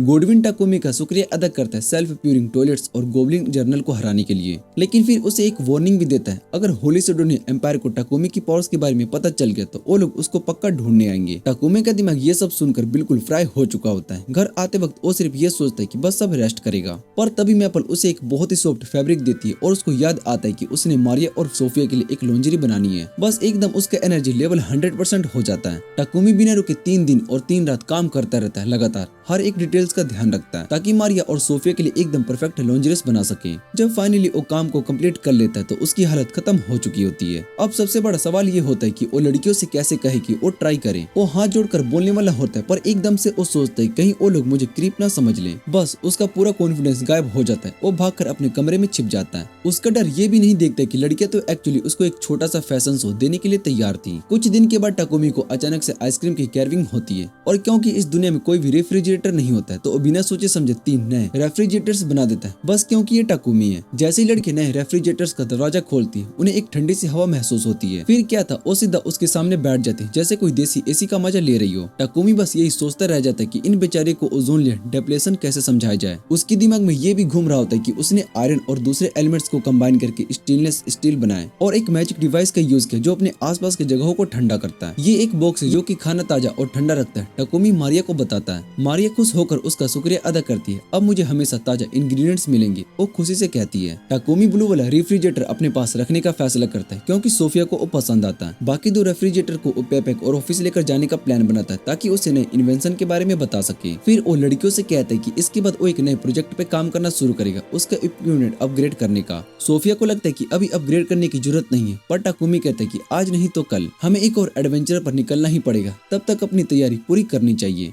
टाकोमी गिल्ड जाता है ताकि सबसे हाई क्वालिटी मटेरियल्स के बारे में जान सके, जैसे कि मिथ्रिल और एडमंटाइन। लेकिन रिसेप्शनिस्ट बताता है कि ये मटेरियल्स यहाँ बहुत ही रेयर है क्योंकि कोई भी ब्लैकस्मिथ इन्हें ठीक से हैंडल नहीं कर सकता। वो टाकोमी को सजेस्ट करता है कि वो डिवर्स के देश ब्लैकस्मिथ से बात करे क्योंकि वो ज्यादा स्किल्ड होते हैं। फिर अचानक रिसेप्शनिस्ट को याद आता है कि टाकोमी एक एल्केमिस्ट है, तुम चाहो तो अपना खुद का मिथ्रिल सिंथेसाइज कर सकते हो, पर ये बहुत ही मेहनत का काम है और इनएफिशिएंट भी है। टाकोमी सोच में पड़ जाता है। तभी रिसेप्शनिस्ट एक और तरीका बताता है। नॉर्थ वेस्ट में एक माइन है जहाँ पर मिथ्रिल और एडमंटाइन डायरेक्टली एक्सट्रैक्ट किया जाता है, पर दिक्कत ये थी कि सिर्फ ब्लैकस्मिथ गिल्ड के मेंबर्स ही वहाँ पर एंटर कर सकते हैं। फिर रिसेप्शनिस्ट एक लूप होल ढूंढ निकालता है। अगर टाकोमी एक क्वेस्ट को एक्सेप्ट कर ले जो कि माइन के मोस्टर को डिफीट करने का है, तो वहाँ पर जाकर मिथ्रिल और एडमंटाइन भी माइन कर सकता है। टाकोमी को ये आइडिया पसंद आता है। टाकोमी भी प्लान बना रहा होता है, तभी अचानक गिल्ड मास्टर उसके पीछे खड़ा होता है और वो कहता है कि तुम्हारे लिए एक और गुड न्यूज है। टाकोमी थोड़ा घबरा जाता है क्योंकि गंजा आदमी उसके काफी करीब आ गया होता है। गिल्ड मास्टर बताता है कि शहर में ट्रेंट वुड की कमी हो रही है। ये एक खास लकड़ी जो कि ट्रेंट्स नाम के ट्री मोस्टर को हराने पर मिलती है और ट्रेंट्स उस माइन के रास्ते में भी मिलते हैं। टाकोमी को समझ में नहीं आता कि वो खुश है या फिर दुखी, लेकिन वो ये क्वेस्ट को एक्सेप्ट कर लेता है क्योंकि ये वैसे भी उसके रूट में ही पड़ता है। फिर गिल्ड मास्टर एक और काम उसके सर पर डाल देता है। एक ब्लैकस्मिथ गिल्ड से एक ब्लैकस्मिथ ने बॉडीगार्ड के लिए क्वेस्ट की है जो माइन तक सेफली पहुंचा सकता है। गिल्ड मास्टर चाहता है कि टाकोमी भी एक्सेप्ट करे। टाकोमी को महसूस होता है कि उस पर एकदम काम का पहाड़ गिर गया है, पर जब गिल्ड मास्टर कहता है कि अगर ये सक्सेसफुली कंप्लीट हो गया तो उसके और लड़कियों के रैंक्स को प्रमोट कर दिए जाएंगे, तो वो हाँ बोल देता है। टाकोमी रिसेप्शनिस्ट से पूछता है कि माइन तक पहुंचने में कितना टाइम लगेगा। रिसेप्शनिस्ट बताता है कि अगर वो नॉर्मल घोड़े से जाए तो उसे 1 हफ्ता लगेगा, लेकिन अगर मोस्टर्स हीरो का यूज करे तो सिर्फ 4 दिन। टाकोमी सोच ही रहा होता है कि अब मोस्टर्स हीरोज का इंतजाम कैसे करे। तभी अचानक से एक जाने पहचाने चेहरे के साथ रेड हेड एडवेंचरर रील वहाँ पर आता है। वो वही लड़का है जिसे टाकोमी ने पहली बार विलेज से निकलते वक्त मिला था। रील और टाकोमी एक दूसरे से कैचअप करते हैं और फिर रील गिल्ड मास्टर को बताता है कि उनकी पार्टी एक बुफेलो हंट करके लेकर आई और वो इसे स्पॉइल होने से पहले डिलीवर करने वापस आया। टाकोमी सोचता है कि अब देखना पड़ेगा कि ये मोस्टर्स हीरोज वापस कब मिलते हैं, नहीं तो पूरा 1 हफ्ता लग जाएगा।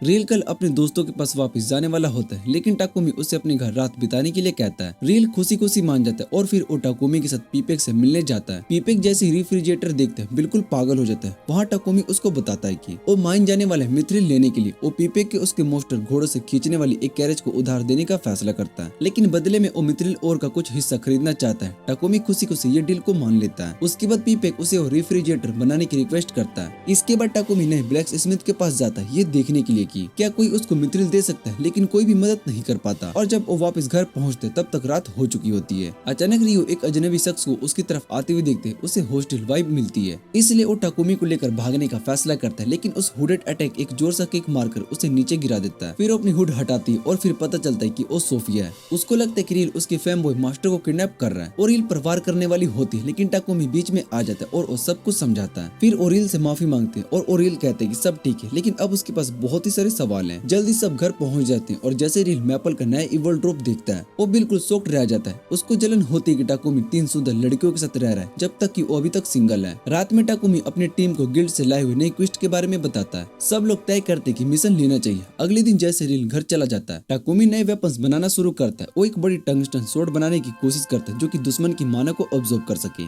लेकिन उस पर एल्केमी स्किल का काम करना बहुत ही मुश्किल होता है। किसी तरह वो उसको टंगस्टन के ब्लॉक में बदल देता है और उसे एक स्वॉर्ड फोर्ज करता है, लेकिन इस प्रोसेस में उसकी सारी माना ड्रेन हो जाती है। 3 दिन के बाद टाकोमी और उसकी पार्टी एक ब्लैक स्मिथ के साथ गेम्बो सफर पर निकलते हैं। जब वो उस जंगल में पहुंचते जहां पर उन्हें ट्रेंड्स मिलते हैं, तो अपनी कैरेज को एक सुरक्षित जगह पर पार्क कर देते हैं और उसके आसपास एक बैरियर स्पेल कास्ट कर देते हैं। फिर वो ट्री मोस्टर शिकार करने के लिए अंदर जाते हैं। टाकोमी को पता नहीं होता कि ट्रियांट्स दिखते कैसे, लेकिन सोफिया को इनसे निपटने का एक्सपीरियंस होता है। वो बता सकते हैं कि कौन से पेड़ असल में ट्रियांट्स है जो कि असली शकल छुपा रहे हैं। जैसे ही उसको एक दिखाई देता है वो टाकोमी को सिग्नल देती है। टाकोमी बिना देरी के उस पर हमला कर देता है। ट्री मोस्टर पलटवार करने की कोशिश करता है, लेकिन टाकोमी और उसकी टीम आसानी से उसके अटैक को ब्लॉक करके उसको हरा देती है। लेकिन अचानक एक बड़ी सी ट्रियांट्स की फौज उन्हें चारों तरफ से घेर लेती है। सोफिया टाकोमी से कहती है कि इन सब से जल्दी निपटने का एक ही तरीका है, मैजिक का इस्तेमाल। वो लोग विंड मैजिक का यूज करके ट्रियांट्स को गिराने लगते हैं और मारिया अपनी अर्थ मैजिक से उन्हें जमीन में गाड़ देती है। टाकोमी भी बीच बीच में अपने वेपन से लड़ता रहता है, जिसकी वजह से उसकी फाइटिंग स्किल लेवल अप होने लगती है। जैसे ही लगता है कि सब ट्रियांट्स खत्म हो चुके हैं, तभी उसका बॉस आ जाता है। सोफिया अपने मैजिक से उसके ब्रांचेस को काटने लगती है और मारिया और मैपल भी उसकी मदद करते हैं, लेकिन बॉस ट्रियर्स अपने ब्रांचेस को तुरंत रीजनरेट कर लेता है और लगातार अटैक करता रहता है। सोफिया टाकुमी से कहती है कि अपने तलवार को फायर मैजिक से इंशेंट करके सीधा मॉन्स्टर की बॉडी में अटैक करे। टाकुमी बिना टाइम वेस्ट किए अपनी सोर्ड पर फायर का कवर चढ़ा लेता है और सीधा मॉन्स्टर के अंदर घुसा देता है। जल्दी सोर्ड मॉन्स्टर के अंदर घुस जाती है और वो चिल्लाता है और दर्द से गिर जाता है। मॉन्स्टर के मरने के बाद 2 फल गिरते हैं, जिसे देखकर सोफिया कहती है कि मैरेशल एप्पल, जो कि बहुत ही रेयर होती है। अगले दिन वो माइनिंग सिटी हाउस पहुंचते हैं, जहां पर ब्लैक स्मिथ उन्हें एक नया क्वेस्ट देता है। माइन में छुप कर रहते आयरन मोल्स को हराना, जो कि मिथ्रिल और एडमंटाइट को खा जाते हैं। वो लोग माइन के अंदर जाते हैं और टाकोमी की मिक्स्ड आउट लॉक की वजह से उनको तुरंत मिथ्रिल और एडमंटाइट मिल जाता है। लेकिन तभी जमीन जोर से हिलने लगती है और मैपल को महसूस होता है कि मॉन्स्टर्स उनकी तरफ बढ़ रहे हैं। सब लड़ने के लिए तैयार हो जाते हैं, लेकिन टाकोमी के दिमाग में एक और बेहतरीन आइडिया आता है। जैसे ही आयरन मोल जमीन से बाहर आते है, एक तेज रोशनी पैदा होती है जो कि मोल को अंधा कर देती है। सोफिया इस मौके का फायदा उठाकर एक बार में उसे खत्म कर देती है। टाकोमी उन्हें समझाता है कि क्योंकि मोल्स हमेशा अंधेरे में रहते हैं, उन्हें तेज रोशनी से आदत नहीं है। लड़ाई खत्म होने की वजह से लड़कियां, खासकर मारिया, थोड़ी सी डिसअपॉइंटेड होती है क्योंकि वो अपनी स्किल दिखाना चाहती थी। लेकिन कोई बात नहीं, वो बिना किसी परेशानी के ओर्स कलेक्ट कर लेती है और वापस अपने होम सिटी लौट आती है।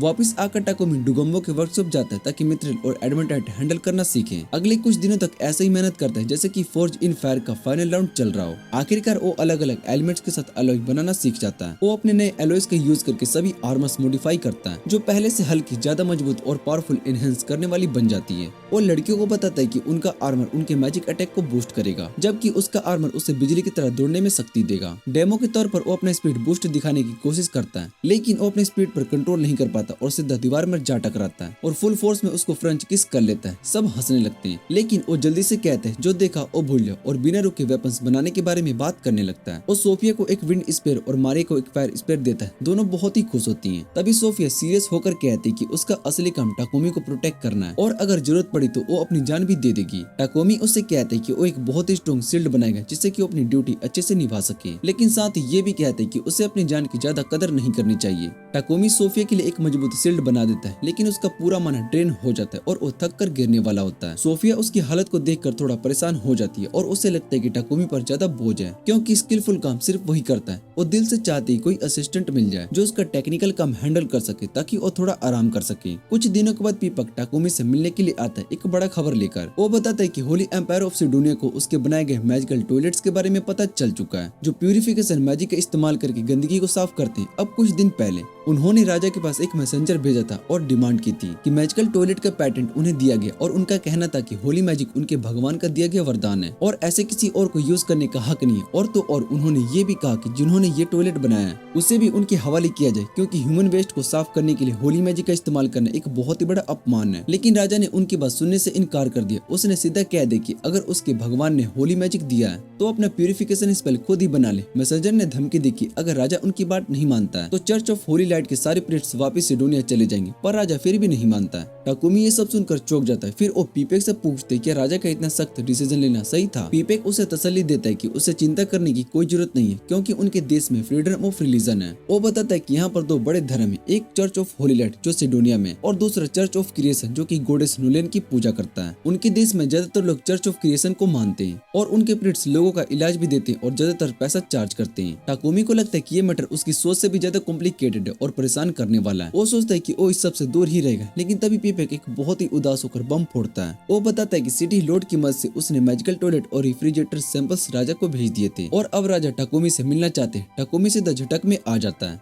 लेकिन पेपेक उसे बहुत ही रिक्वेस्ट करता है कि एक बार जाकर राजा से मिलने में कोई परेशानी क्रिएट नहीं किए। आखिरकार टाकोमी हाथ उठा देता है और वो कह देता है कि ठीक है वो जाएगा। रात को वो अपनी गर्ल्स को ये बात बताता है। वो कहता है कि एक हफ्ते में उन्हें कैपिटल के लिए निकलना होगा और इससे पहले उसे बहुत ही सारे काम करने। सबसे पहले वो डार्क एलिमेंट्स स्टोन का यूज करके नई क्लॉक्स बनाएगा ताकि लड़की अपनी प्रेजेंस छुपा सके और आराम से इधर उधर घूम सके। उसके बाद सोफिया और मारिया मार्केट में चली जाती है ग्रोसरी शॉपिंग के लिए और टाकोमी सीधा चर्च चला जाता है गॉडेस नूलेन से बात करने के लिए। नूलेन उसे रिले में बुला लेती है और थोड़ा चिढ़ते हुए पूछती क्या वो बिना किसी ऑफरिंग के उससे प्रार्थना करने के लिए आया है। उसे पता चलता है कि टाकोमी रोयल कैपिटल के लिए जा रहा है, तो वो उससे कहते कि अगर उसे कुछ दे तो उसकी यात्रा सुरक्षित बनाने में वरदान दे सकती है। टाकोमी सीधा जवाब देता है और वो कहते हैं कि पहले उसको आपसे कुछ सवाल करना है। वो एनेट के बारे में पूछते जो कि चर्च ऑफ डिवाइन लाइट की गोडेस है। नोलन इस सवाल का प्रॉपर जवाब नहीं देती है। वो सिर्फ इतना कहती कि सिर्फ वही असली गोडेस है और एनेट के बारे में टाकोमी को वक्त आने पर सब कुछ पता चल जाएगा। टाकोमी अब सीधा मुद्दे पर आता है और वो नोलन से पूछते कि सिडोनिया एम्पायर अब उसमें इंटरेस्ट क्यों लेना शुरू कर रहा है और जो हीरोज दूसरी दुनिया से बुलाए गए थे उनका क्या हुआ। नॉर्मली दूसरी दुनिया से हीरोज को बुलाना काफी बड़ा हंगामा क्रिएट करता, लेकिन अब तक उसने एक भी हीरो के बारे में कुछ भी नहीं सुना। नोलन थोड़ी सी घबरा जाती और फिर वो हल्के से हिचकिचाती है और साथ में बताती कि उसने जब टाकोमी को इस दुनिया में भेजा था तब उसने टाइम के साथ थोड़ा छिड़कानी कर देती। उसने टाकोमी को 1 साल पहले भेज दिया था। इसका मतलब है कि असली हीरोज को अभी बुलाया ही नहीं गया, बल्कि कुछ महीनों के बाद सिडोनिया उन्हें अपना समनिंग करने वाला है। टाकोमी ये सुनकर झटके में आ जाता है। वो गुस्से से पूछते कि नोलन ऐसा क्यों कर रही है, लेकिन नोलन सीधा जवाब देने की वजह वो बताती कि वेस्टिंग टाइम ओवर हो गया और बिना किसी और एक्सप्लेनेशन के उसके माथे पर एक जोर से थप्पा मार देती है। जब टाकोमी होश में आता है तो वो फिर से चर्च में ही होता है। उसके दिमाग में सिर्फ एक ही सवाल घूम रहा होता है, नोलन उससे क्या छुपा रही, लेकिन वो सोचते कि जब तक उसके हीरो से कोई लेना देना नहीं है तब तक इस बात के टेंशन लेना बेकार है। कुछ दिन के बाद वो सोफिया और मारी के लिए प्रेजेंट्स छुपाने वाले रोप्स रेडी कर लेता है। फिर वो अनाउंस करता है कि अब वो एक अपनी कैरेज बनाने वाला है, क्योंकि हर बार दूसरों के कैरेज को बोरो करना उसको पसंद नहीं आता। लड़की ये सुनकर बहुत ही एक्साइटेड हो जाती है और स्पेशली मारिया जो कहती है कि उसे कैरेज के लिए एक मोस्टर हीरो भी ढूंढना चाहिए। शायद अगर किस्मत अच्छी रहे तो कोई पावरफुल बीस्ट भी मिल सकती है। सब तुरंत फॉरेस्ट के लिए निकल पड़ते और मैपल बहुत ही एक्साइटेड होती है। उसके ग्रुप में एक मोस्टर आने वाला है। अचानक एक बड़ा वुल्फ मोस्टर झाड़ियों से बाहर आता है और उसकी तरफ दौड़ता है, लेकिन वो उन्हें इग्नोर करके सीधा उनके पास निकल जाता है। टाकोमी को तुरंत समझ में आ जाता है कि उसके प्रेजेंस छुपाने वाले रोप्स काफी अच्छा काम कर रहे हैं, लेकिन सोफिया को ये सब पसंद नहीं आता क्योंकि उसका तो फाइट करने का मूड था। थोड़ी देर के बाद उसे एक वाइल्ड बोर मोस्टर दिखाई देता है और बिना सोच विचार के उसे मार गिराती है और वो फिर डिसाइड करती है कि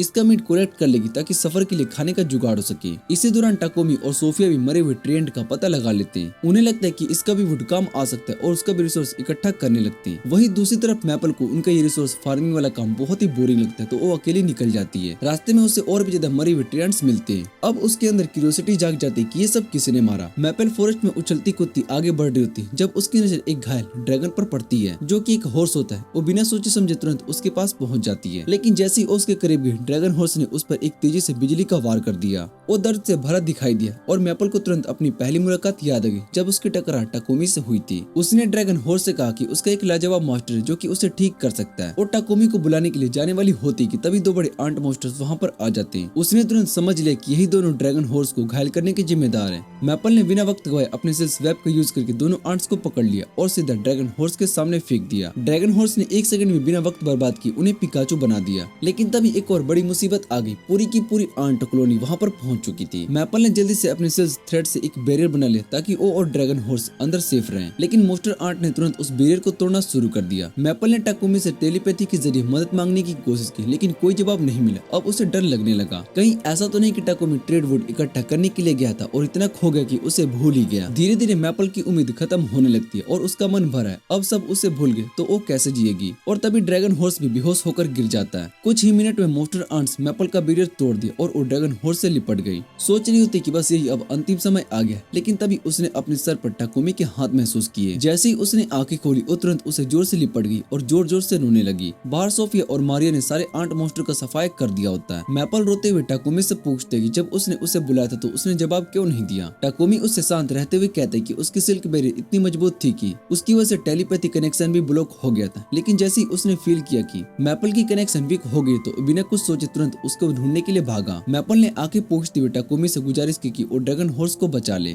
टाकोमी ने तुरंत अपनी हीलिंग मैजिक का यूज करनी चाहिए, लेकिन ड्रैगन हॉर्स अनकॉन्शियस होते हुए रेसिस्ट कर रहा था। इसके ऊपर से सोफिया को महसूस होता है कि मोस्टर उसकी तरफ बढ़ रहे हैं। वो टाकोमी से कहते हैं कि अब उन्हें यहाँ से तुरंत निकलना होगा। मैपल ने ऑलमोस्ट रोना शुरू कर ही दिया। उसने टाकोमी से डार्क वेस्ट की कि वो ड्रैगन हॉर्स को यहाँ से ना छोड़े। अब टाकोमी के पास सिर्फ एक ही ऑप्शन बचा था। उसने ड्रैगन हॉर्स को मैपल के साथ अपनी पॉकेट डायमेंशन में डाल दिया। सोफिया ने तुरंत चेतावनी दी कि बिना कॉन्टैक्ट के किसी भी मोस्टर को पॉकेट डायमेंशन में रखना बहुत ही रिस्की हो सकता है। टाकोमी ने कैजुअली कहा मैं बिल्कुल ठीक हूँ, लेकिन मिड सेंटेंस उसका पूरा शरीर कांपने लगा। वो बोला कि अगर वो कुछ माना पोषण पी लेता तो सब कुछ सही हो जाएगा, लेकिन पोषण लेने से पहले ही वो बेहोश हो गया। लड़कियां उसे तुरंत घर ले गई, लेकिन आधा दिन गुजरने के बाद भी वो होश में नहीं आया। सोफिया टेंशन में बोली टाकोमी अनकॉन्शियस होते हुए भी ड्रैगन हॉर्स को अपनी पॉकेट डायमेंशन में बनाए रख रहा है और ये उसके शरीर पर बहुत ही स्ट्रेस डाल रहा है। अब सिर्फ एक ही तरीका है मैपल को खुद अपनी तरफ से पॉकेट डायमेंशन ओपन करना होगा। सोफिया ने मैपल से कांटेक्ट करने के लिए टाकुमी का हाथ पकड़ा, उसे जेंटली किस किया और माना फ्लो को फॉलो करते हुए मैपल तक पहुंच गई। उसने सबसे पहले ड्रैगन हॉर्स के बारे में पूछा तो मैपल ने बताया कि वो अभी भी डर रही है। उसे लगता है कि अगर उसे अचानक किसी अजनबी जगह पर लेकर गया तो उसे वोलेंटरी रिएक्ट कर सकती है। ये सुनकर सोफिया ने एक स्मार्ट आइडिया दिया। उसने कहा कि मैपल को वैसे ही एक बैरियर बनाना चाहिए जैसा कि उसने जंगल में बनाया था। इससे ड्रैगन हॉर्स को बाहर का कुछ दिखाई नहीं देगा और वो शांत रहेगी। मैपल को आइडिया पसंद आया और उसने डिसाइड किया कि वो ड्रैगन हॉर्स को गार्डन में ले जाएगी। फिर मारिया ने घर के दूसरे काम देखने का फैसला किया, जबकि सोफिया वही टाकुमी के साथ रुक गई। टाकुमी अगले दिन सुबह उठता है और वो देखते कि सोफिया उसका हाथ पकड़कर सोई हुई है। जैसे ही वो उठता है सोफिया की आंखों में इमोशन आ जाते हैं और उसकी आंखों में आंसू चमकने लगते हैं। इस सीन को दूर से देख रही मारिया के अंदर का सिपर मोड एक्टिवेट हो जाता है और उन्हें क्वाइटली वॉच करने लगती है। थोड़ी देर के बाद टाकुमी गार्डन जाता है जहाँ पर मैपल ड्रैगन हॉर्स का ध्यान रख रही होती है। वो उसे समझाते कि उसका मास्टर उसकी हीलिंग कर सकते हैं लेकिन उसे कोऑपरेट करना होगा। टाकुमी फिर अपनी फुल टेमिंग स्किल का यूज करके ड्रैगन हॉर्स को सक्सेसफुली टेम कर लेता है। उसके बाद वो एक पावरफुल हीलिंग स्पेल का यूज करता है जो कि ड्रैगन हॉर्स के घाव को तुरंत भर देता है और उसकी रेजिडुअल एनर्जी से सिल्क बैरियर भी जलकर खत्म हो जाता है। सबको ये देखकर बहुत ही खुशी होती है और मैपल बहुत ही खुश होती है और वो टाकुमी से कहती है कि वो ड्रैगन हॉर्स का एक नाम रखे। टाकुमी सोचता है और उस ड्रैगन हॉर्स का नाम शमिलिया रख देता है। मैपल तुरंत शमिलिया से निपट जाती है और उसका फैमिली में वेलकम करती है। कुछ दिन के बाद टाकुमी अपने ब्लैक्समिथ दोस्त के पास जाता है क्योंकि उसने शमिलिया के लिए स्पेशल हॉर्स शूज बनाए हैं। इसी बीच सोफिया थोड़ी वोरिड होती है क्योंकि टाकुमी रिसेंट दिनों से बहुत ही ज्यादा काम कर रहा है। उसको मर्चेंट पेपेक्स से रेफ्रिजरेटर और पोषण का भी बहुत ही बड़ा ऑर्डर मिला है और ऊपर से उसका खुद भी काफी काम पेंडिंग है। सोफिया उसे फोर्स करती है कि वो थोड़ा रेस्ट कर ले, लेकिन टाकुमी हमेशा की तरह चिल्ड मोड में रहता है, मैं ठीक हूँ। उसके बाद वो एडवेंचरस गिल्ड जाता है जहाँ पर जाकर वो देखता है कि एक लड़का किसी मोस्टर के बारे में जोर जोर से चिल्लाते हुए कमोशन क्रिएट कर रहा होता है। टाकुमी रिसेप्शनिस्ट के पास जाता है और उसे डिटेल्स मांगता है। रिसेप्शनिस्ट उसे एक रफ स्केच देती जो कि उन लोगों ने बनाए होते जिन्होंने शहर के आसपास किसी अजीब मोस्टर को दिखा था, लेकिन अब तक कोई भी अटैक या फिर डिस्ट्रक्शन नहीं हुआ, इसलिए गिल्ड ने इस बात को सीरियसली नहीं लिया। फिर रिसेप्शनिस्ट टाकुमी से पूछती कि वो यहाँ किस काम से आया है।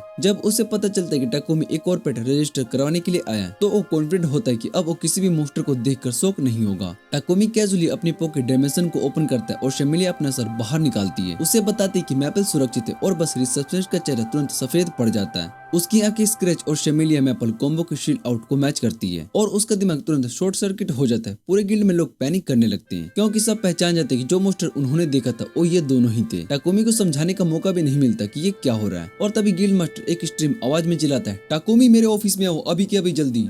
दूसरी तरफ सोफिया एक बार फिर से उस स्लेव मर्चेंट के पास जाती है जिसके पास वो कभी हुआ करती थी। वो उससे पूछती क्या उसके पास कोई ऐसा स्लेव है जो टाकुमी की टेक्निकल काम में मदद कर सके। गोथ मोमी उसे बताती कि फिलहाल उसके पास ऐसा कोई भी नहीं है, लेकिन वो अपने बिजनेस के दोस्तों से बात करिए, शायद कोई मदद मिल सके। गोथ मम्मी ये भी कहती कि सोफिया पहले से काफी बदल चुकी है जब से उसने टाकुमी के साथ कॉन्ट्रैक्ट साइन किया है। सोफिया इस बात को समझ नहीं पाती और उसका शुक्रिया अदा करके वहाँ से निकल जाती है। रास्ते में उसकी मुलाकात मारिया से होती जो की ग्रोसरी शॉपिंग कर रही होती है। दोनों सोचती है क्यों न टाकुमी को ब्लैक की सोप ले आए, लेकिन जैसे ही वो वहाँ पर पहुँचती है दोनों हैरान रह जाती है। टाकुमी लकड़ी के ढेर पर सो रहा होता है और नींद में एक लकड़ी से लिपटा हुआ होता है। ब्लैकस्मिथ उन्हें बताता है कि टाकुमी इतना थक गया था कि बीच में ही बेहोश हो गया। अभी कोई दिक्कत की बात नहीं, लेकिन अगर उसने ऐसे ही काम किया तो एक दिन हमेशा के लिए सो जाएगा। आखिर अगले दिन टाकुमी अपना लग्जरियस कैरेज पूरा कर ही लेता है। जब लड़की उस कैरेज को देखती है तो वो बिल्कुल चौंक जाती है क्योंकि वो अंदर से बहुत ही बड़ा होता है। टाकुमी उन्हें बताता है कि उसने बचपन में डॉक्टर हूँ बहुत ही देखा है, इसलिए उसने स्पेशल मैजिक का यूज करके कैरेज के अंदर का एरिया एक्सपेंड कर दिया। कैरेज के अंदर एक पूरा घर बना होता है जिसमें एंटी शेकिंग फीचर है, जिससे कि सफर के दौरान बिल्कुल भी हिलने का एहसास नहीं होगा। सोफिया कहती है कि ये शायद पूरे कॉन्टिनेंट में सबसे लग्जरियस कैरेज होगा, लेकिन मारिया जो एक प्रॉपर लेडी है इस बात से खुश होती है कि वो सफर के दौरान घर के काम भी कर सकेगी। जल्दी सब राजधानी के लिए निकल जाते हैं और शमिलिया तेजी से भागती है कैरेज को खींचते हुए। मारिया और मैपल कैरेज चलाकर बहुत ही ज्यादा एंजॉय करती है, जबकि अंदर टाकुमी और सोफिया को एक बार भी हिलने का एहसास नहीं होता। शमिलिया के इतना दौड़ने के बाद उसका लेवल भी बढ़ चुका होता है और कुछ समय के बाद टाकुमी और उसकी पार्टी पीपेक और लॉर्ड गॉडविन से मिल जाते हैं। पीपेक टाकुमी के कैरेज को देखने में बहुत ही इंटरेस्टेड होता है और जैसे ही वो अंदर जाता है उसकी आंखें चौंधी आ जाती है और लग्जरियस फीचर देखकर तुरंत ही टाकुमी से सवाल पूछने लगता है और कहता है कि वो इस सीक्रेट को जानने के लिए बहुत ही अच्छी रकम देगा। लेकिन गॉडविन उसके सर पर एक कराटे कोप मार देता है और वो कहता है कि शांत हो जाओ। पीपेक थोड़ा शांत हो जाता है और गॉडविन टाकुमी की कैरेज की तारीफ करने लगता है। वो कहते हैं कि ये सच में एक बहुत ही अद्भुत क्रिएशन है और अगर उसके पास ऐसा कैरेज होता तो उसका और उसके टेरिटोरी का नाम बहुत ही ऊंचा हो जाता। टाकुमी को समझ में आता है कि गोडविन भी उससे एक ऐसा ही कैरेज बनवाना चाहता है, लेकिन उसको ये सोचकर टेंशन होने लगती है कि नोबल इसके लिए कितने पैसे देने वाला है। जब गोडविन कहता है कि वो 100 प्लेटिनम कॉइन देगा तो टाकोमी बहुत ही शौक हो जाता है। ये इतने पैसे होते हैं कि वो जापान में होता तो बिलियनर्स बन ही चुका होता। आखिर वो जल्दी सफर पर निकल जाते हैं और कुछ दिनों के बाद रॉयल कैपिटल पहुंच जाते हैं। जैसे ही वो अपने लॉज में पहुंचते ही पीपेक टाकोमी से कहता है कि उसे एक ऐसा कैरेज बनाकर किंग को प्रेजेंट करना चाहिए जैसा उसके पास है। उसका कहना है कि किंग इस कैरेज को देखेगा तो टाकोमी की कला का मुहा मांगेगा और उसको एक बहुत ही बड़ा रिवॉर्ड देगा। लेकिन पीपे को यकीन है कि सिर्फ 5 दिन में कैरेज बनाना बहुत ही मुश्किल होगा, इसलिए वो टाकोमी को मशवरा देता है कि जैसे ही वो घर पहुंचता है काम शुरू कर दे। लेकिन टाकोमी कहता है कि 5 दिन काफी है, क्योंकि अगर उसने इतनी जल्दी कैरेज बना लिया तो सबके लिए कन्वीनियंट रहेगा। बस उसको मटेरियल्स और एक जगह चाहिए काम करने के लिए, जो पीपे खुशी खुशी अरेंज करने के लिए तैयार हो जाता है। उसी दिन रात को टाकोमी लड़कियों को पीपे के प्लान के बारे में बताता है। वो उन्हें इन्फॉर्म करता है कि उसके काम करने के लिए ब्रूटोन नाम के आदमी के स्लेव कंपनी की जगह अरेंज की गई है। ये सुनते ही सोफिया तुरंत पहचान जाती है, क्योंकि उसने गोथ मोमी और ब्रूटोन का नाम सुना होता है। वो कहती है कि उसकी कंपनी रिलायबल और काफी फेमस है। टाकोमी को इससे कोई लेना देना नहीं होता है, वो सीधा अपने ब्लूप्रिंट्स देखने लगता है। लेकिन तभी सोफिया उससे कहती है कि उसको एक असिस्टेंट की जरूरत है, प्रोडक्शन में मदद कर सके जो, क्योंकि वो अपनी हेल्थ को खराब कर रहा है। टाकोमी इंसिस्ट करता है कि वो ठीक है, लेकिन सोफिया गुस्से से कहती है कि कोई भी चीज उसकी सेहत से ज्यादा इम्पोर्टेंट नहीं है। वो उसे सजेस्ट करती है कि ब्रूटोन की कंपनी से एक स्लेव लेकर आओ जो कि एल्केमी वर्क में बहुत ही मदद कर सके। टाकोमी इस बात पर सोचता है और फिर फाइनली तय कर लेता है कि वो ब्रूटोन से बात करेगा। अगले दिन टाकोमी ब्रूटोन से मिलता है और उससे कहता है कि उसको एक एल्केमी वर्क में मदद करने के लिए एक इंसान चाहिए। ब्रूटोन तुरंत कहता है कि उसके पास एक परफेक्ट कैंडिडेट है। इसी बीच सोफिया और मारिया बिल्डिंग के बाहर इंतजार कर रही होती है। तभी उन्हें पता चलता है कि मैपल गायब है और सोफिया उसे ढूंढने के लिए निकलती है ताकि कोई तमाशा ना खड़ा हो सके। लेकिन तब तक देर हो चुकी होती है। एक छोटी सी फॉक्स गर्ल मैपल को देखकर इतना ज्यादा डर जाती कि उसका कंट्रोल छूट जाता है। सोफिया मैपल को डांटती कि वो बिना बोले भाग क्यों गई और फिर फॉक्स गर्ल को उठने में मदद करती है। फॉक्स गर्ल सोफिया को देखती थोड़ी सी गाय फील करती है। सोफिया बिना सोच विचार किए मैपल को उठाती है और वापस चल पड़ती है, लेकिन रास्ते में टाकोमी से टकरा जाती है। टाकोमी कहता है कि वो उसी को ढूंढ रहा था, क्योंकि उसको एक स्लेव कैंडिडेट से मिलना था और चाहता था कि सोफिया भी उसके साथ चले। सोफिया हाँ कह देती है, लेकिन जब वो अंदर पहुंचते तो वो बताते कि ब्रूटोन जिस स्लेव का जिक्र कर रहा था वो वही फॉक्स गर्ल है। फॉक्स गर्ल का नाम रीवा होता है। जैसे टाकोमी उसे अपने पेपर वर्क के बारे में बताता है, वो थोड़ी सी नर्वस फील करती है, क्योंकि अब तक जितने भी लोग उसको देखने के लिए आए थे सबने उसे मना कर दिया था। रीवा के अंदर एल्केमी सीखने का जज्बा था, लेकिन किसी ने भी कभी उसकी काबिलियत को नहीं माना। सबको लगता था कि उसको भी बहुत ही सीखना है, इसलिए उसको कभी भी कोई नहीं मिला। और जब उसे काम नहीं मिला तो अपनी बीमार माँ के लिए पैसे भी नहीं भेज पाई। टाकोमी उससे सीधा सवाल करता है, क्या तुम्हें एल्केमी का नॉलेज है या फिर उसमें इंटरेस्ट है? रीवा सुनते ही चुप हो जाती, क्योंकि हर कोई उससे यही कहता है कि एल्केमी में इतना टाइम वेस्ट करना बेवकूफी है। उसे कुछ भी समझ में नहीं आता कि क्या जवाब दे। लेकिन तभी सोफिया उसकी मदद करने के लिए आगे आती है और टाकोमी से कहती कि रीवा अपने दम पर एल्केमी मैजिक सीख रही है। ये सुनते ही टाकोमी और ज्यादा क्यूरियस हो जाता है। जब वो रीवा से उसके नॉलेज के बारे में बात करता है तो दोनों एल्केमी नर्ड्स एकदम जम जाते हैं। दोनों इतनी गहरी बातें करने लगते हैं कि बाकी सब हवा में उड़ जाते हैं। टाकोमी उसका टेस्ट लेने के लिए एक एल्केमी सर्कल बनाता है। रीवा सर्कल को एनालाइज करती है और वो समझ जाती है कि स्वीट्स बनाने की रेसिपी है, लेकिन वो एग्जैक्ट इंग्रेडिएंट समझ नहीं पाती। वो किताबें पलटने लगती है, लेकिन कहीं भी जवाब नहीं मिलता। धीरे धीरे उसका डिप्रेशन बढ़ने लगता है और उसको लगता है कि वो फिर से रिजेक्ट होने वाली है। आखिर में जब कुछ समझ में नहीं आता तो वो रोने लगती है। रोती हुई वो टाकोमी से कहती कि एल्केमी सर्कल एक ऐसे इंग्रेडिएंट की बात कर रहा है जो कि हमारे गांव में नहीं मिलता। उसके दिल में डर बैठ जाता है कि शायद उसने फिर से एक और मौका गवा दिया। लेकिन तभी टाकोमी एकदम कैजुअल तरीके से उठता है, हाथ बढ़ाता है और वो कहता है कि welcome to the party. Rewa बहुत ही शौक में चली जाती, लेकिन मैंने तो जवाब ही नहीं दिया। टाकोमी मुस्कुराता है और वो कहता है कि जो अंडरस्टैंडिंग रीवा ने दिखाई वो उसके टेस्ट को पास करने के लिए काफी थी। Slave trade contract spell use करके रीवा को ओनरशिप टाकोमी को ट्रांसफर कर देता है। टाकोमी उससे कहता है कि उसे डेली वेजेस मिलेंगे और स्किल के हिसाब से उसको राइसेस भी मिलता रहेगा। लेकिन रीवा एक रिक्वेस्ट करती है, मेरी सारी सैलरी मेरे गांव में भेज देना। टाकोमी थोड़ा हैरान हो जाता है। वो पूछता है कि ऐसा क्यों? रीवा समझाती कि उसने अपनी माँ और छोटे भाई के लिए खुद को स्लेव बेच दिया ताकि वो थोड़ी देर तक पैसा कमा सके, लेकिन वो पैसा हमेशा नहीं चलेगा, इसलिए वो चाहती कि उसके गांव वालों को मदद मिलती रहे। टाकोमी थोड़ा कंफ्यूज होता है, क्योंकि अगर रीवा कभी पैसा नहीं बचा पाई तो वो कभी भी अपनी फ्रीडम को नहीं खरीद सकेगी। लेकिन सोफिया उससे कहती है कि इस बात को लेकर ज्यादा मत सोचो टाकोमी, अगर वो तुम्हारे साथ रहेगी तो उसकी स्किल और बढ़ेगी और एक दिन उसकी पे उतनी बढ़ जाएगी उसको जिंदगी भर किसी चीज की कमी नहीं होगी। टाकोमी ये बात समझ जाता है और फाइनली रीवा की कंडीशन को एक्सेप्ट कर लेता है। टाकोमी रीवा को बाकी टीम से मिलवाने लेकर जाता है, लेकिन जैसे ही मारिया और मैपल उसे देखती एकदम ओवर एक्साइटेड हो जाती हैं। टाकोमी चिल करने को कहता है, लेकिन मारिया और मैपल का कहना है कि हम सिर्फ नए मेंबर को वार्म वेलकम देना चाहते थे। रीवा उनकी ईमानदारी और एक्साइटमेंट को देखकर इमोशनल हो जाती है। उसको महसूस होता है कि ये लोग अलग है, यहाँ काम करना सच में मजेदार होगा। बाद में टाकोमी रीवा को उनके इनके बैकयार्ड में लेकर जाता है, जहाँ वो अपनी एल्केमी से एक एडमंटाइट कैरेज फार्म बनाता है। रीवा की आंखें चमक उठती जब वो मास्टर को काम करते हुए देखती है और टाकोमी उसे बताता है कि उतना कॉम्प्लेक्स नहीं है जितना वो सोच रही है। जब रीवा फार्म को क्लीन और पॉलिश करती है तो उसको थोड़ा सा डाउट होता है कि शायद से वो ये नहीं कर पाएगी, लेकिन टाकुमी उसे बताता है कि इस कैरेज का स्पेल फॉर्मूला वही है जो कि कैंडी का था, उसने पहले दिखाया था जो। इसके अलावा वो मानता है कि रीवा के अंदर जो एक्साइटमेंट और पैशन एल्केमी के लिए वो उसकी सबसे बड़ी क्वालिटी है। इसी वजह से उसे पूरा यकीन है कि रीवा सब कुछ जल्दी ही सीख जाएगी। कुछ दिन के बाद टाकुमी ने कैरेज कंप्लीट कर लिया होता है और रीवा की मदद से, और जब उसे किंग को प्रेजेंट करने से पहले देख रहा होता है तब एक बूढ़ा आदमी आता है और वो पूछते कि ये उसकी कैरेज है। टाकुमी उस बूढ़े आदमी को बताता है कि ये कैरेज वो किंग को गिफ्ट करने वाला और ये उसने खुद बनाई है। बूढ़ा आदमी इम्प्रेस्ड हो जाता है और वो कहते हैं कि टाकुमी जितना सुना था उससे भी ज्यादा ब्रिलियंट है। ये सुनकर टाकुमी शॉक्ड हो जाता है कि वो इतना फेमस कैसे हो गया। वो बूढ़े आदमी से पूछते हैं कि वो कौन है और अगले ही मोमेंट पीपेक और गोडिन भागते हुए वहाँ पर आते हैं क्योंकि वो बूढ़ा आदमी एक्चुअली खुद इस कंट्री का किंग होता है। टाकुमी ये सुनकर फ्रीक आउट हो जाता है जब वो एकदम कैजुअली किंग से बात कर रहा था, लेकिन किंग लोबोस उससे कहते हैं कि फॉर्मल होने की जरूरत नहीं क्योंकि वो इतना चिल है। पीपेक और गोडिन भी किंग के सामने नी डाउन करते हैं पर किंग उन्हें बताते हैं कि एक अनऑफिशियल मीटिंग है इसलिए वो रिलैक्स कर सकते हैं। फिर किंग कहते हैं कि उसे ऑफिशियल मीटिंग बहुत ही इरिटेट लगती है इसलिए वो यहाँ पर खुद आगे जीनियस एल्केमिस्ट से पर्सनली मिलने। किंग टाकुमी को थैंक्स बोलता है उसके स्मार्ट टॉयलेट्स के लिए जो कि कैपिटल की हाइजीन प्रॉब्लम को सॉल्व कर चुके हैं। वो कहता है कि उसने सोचा था कि वो टाकुमी के हुनर में एक बड़ा पार्टी रखे, लेकिन उसे दिक्कत हो सकती है उसके नेबर्स कंट्री से। टाकुमी ये बात समझ जाता है और किंग लोबोस को थैंक यू बोलता है कि उसने सोडेनिया एम्पायर से अब तक उसकी रक्षा की। उसके बाद टाकुमी किंग को कैरेज प्रेजेंट करता है और अपना रिवॉर्ड लेता है और फिर वापस अपने घर चला जाता है। दूसरी तरफ किंग अपने असिस्टेंट को कहता है कि कोई भी यह बात नहीं जाने की उसने टाकुमी से पर्सनली मिला है। असिस्टेंट उससे कहता है कि वो इस बात का ध्यान रखेगा, पर जैसे ही टाकुमी के यूनिक मैजिक डिवाइस एक्सपोर्ट होने लगेंगे वो उतना ज्यादा फेमस हो जाएगा जितना उसने कभी सोचा भी नहीं था। कुछ दिन के बाद टाकुमी अपने घर वापस आता है और इस बार वो ऑफिशियली पीपक से उसका घर खरीद लेता है सिर्फ रेंट पर लेने की वजह। ये सब सेटल होने के बाद वो अपनी स्लेव की सैलरी के बारे में बात करना चाहता है, लेकिन मारिया और सोफी किसी भी तरह का पैसा लेना नहीं चाहती क्योंकि उनकी जरूरतों को पूरा कर रही है और टाकुमी उन्हें वैसे कभी कभी पॉकेट मनी दे देता है। टाकुमी को ये बात पसंद नहीं आती क्योंकि उसे लगता है कि जैसे वो कोई लालची कैपिटलिस्ट है जो कि अपने एम्प्लॉय को अंडर पे करता है। वो उन्हें समझाता है कि उन्हें अपने फ्यूचर के बारे में भी सोचना चाहिए, स्पेशली जब उनका कॉन्ट्रैक्ट उसके साथ खत्म हो जाएगा। पर सोफिया सीधा डिक्लेयर करती है कि वो तो एक एल्फ है जो कि टाकुमी से कई ज्यादा जिएगी और उसने डिसाइड कर लिया कि वो अपनी बची हुई जिंदगी टाकुमी के कब्र की रक्षा करने में बिताएगी। मारिया भी पीछे नहीं हटती, वो बस ये कहती कि उसका सिर्फ एक ही सपना है, वो बस एक दिन ज्यादा जीना चाहती है टाकुमी से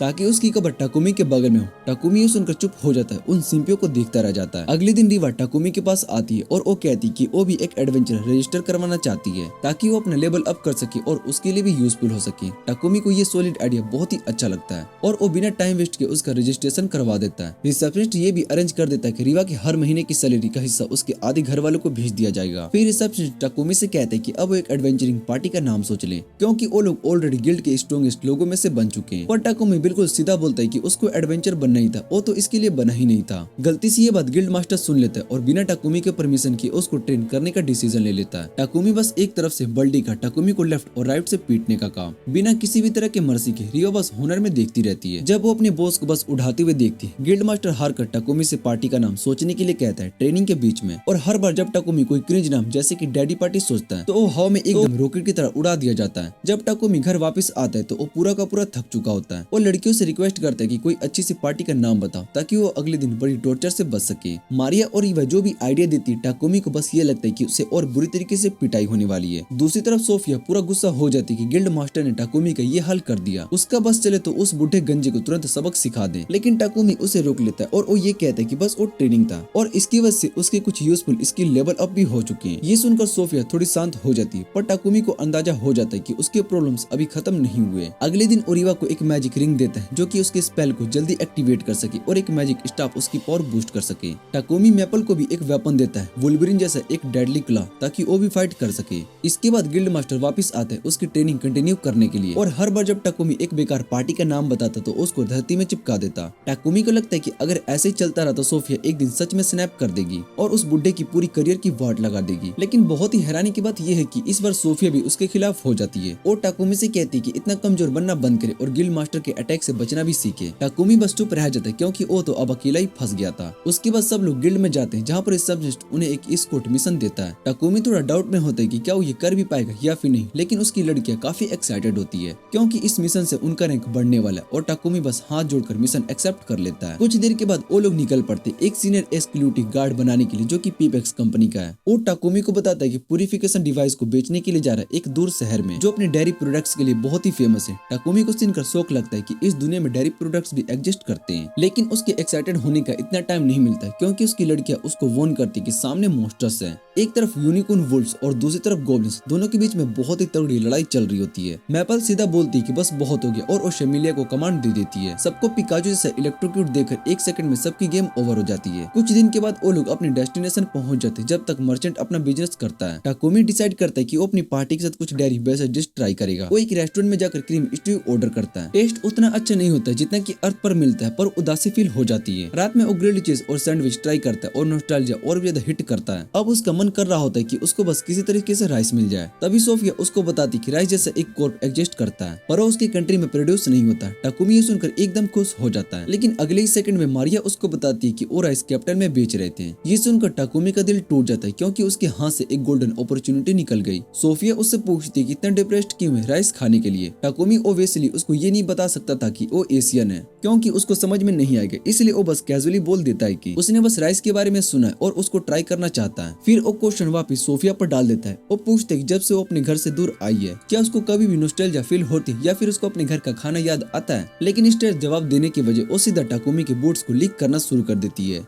एक दिन वो लड़की कहती कि वो कई सालों तक एक शराब की वजह से पिंजरे में बंद थी जब तक कि टाकुमी ने उसको आजादी नहीं दी। उसने कहा कि अपनी अब हर एक पल का आनंद लेती है और नए एडवेंचर के लिए बहुत ही खुश रहती है। फिर वो टाकुमी का धन्यवाद करती कि उसने उसको पंख दिए और तभी टाकुमी के दिमाग में पार्टी के नाम का एक नया आइडिया आता है। उसको याद आता है कि जब वो इस दुनिया में आया था तब उसको भी पंख मिले थे और वो पंख उसको गोडेस नोलेन ने दिए थे। फिर वो लड़कियों से पूछते कि विंग्स ऑफ नोलेन नाम कैसा रहेगा। सबको ये नाम बहुत ही कूल और स्टाइलिश लगता है। 2 दिन के बाद सब अपना मिशन पूरा करके घर लौट आते हैं, लेकिन जैसे ही वो लोग घर के अंदर आते टाकुमी अचानक कमजोर महसूस करने लगता है। उसको तुरंत समझ में आता है कि घर के अंदर जहरीला गैस भरा हुआ है क्योंकि अब बहुत ही देर हो चुकी होती क्योंकि जो सुपारी किलर्स उन पर हमला करने आए थे उन्होंने उनकी साथी लड़कियों को बंदी बना लिया होता है। सब पॉइजन की वजह से इतने कमजोर हो चुके होते कि लड़ भी नहीं पाते। तभी एक किलर टाकुमी के पास आकर उसको मारने वाला होता ही, लेकिन मैपल जो पॉकेट डायमेंशन में छुपी होती है एकदम से बाहर आती है और उस असासिन को मार देती। इससे टाकुमी को गिराने का मौका मिल जाता है। दूसरा असासिन अपनी बंदी बनाई लड़कियों को छोड़कर आगे सीधा टाकुमी पर अटैक करने के लिए भागता है,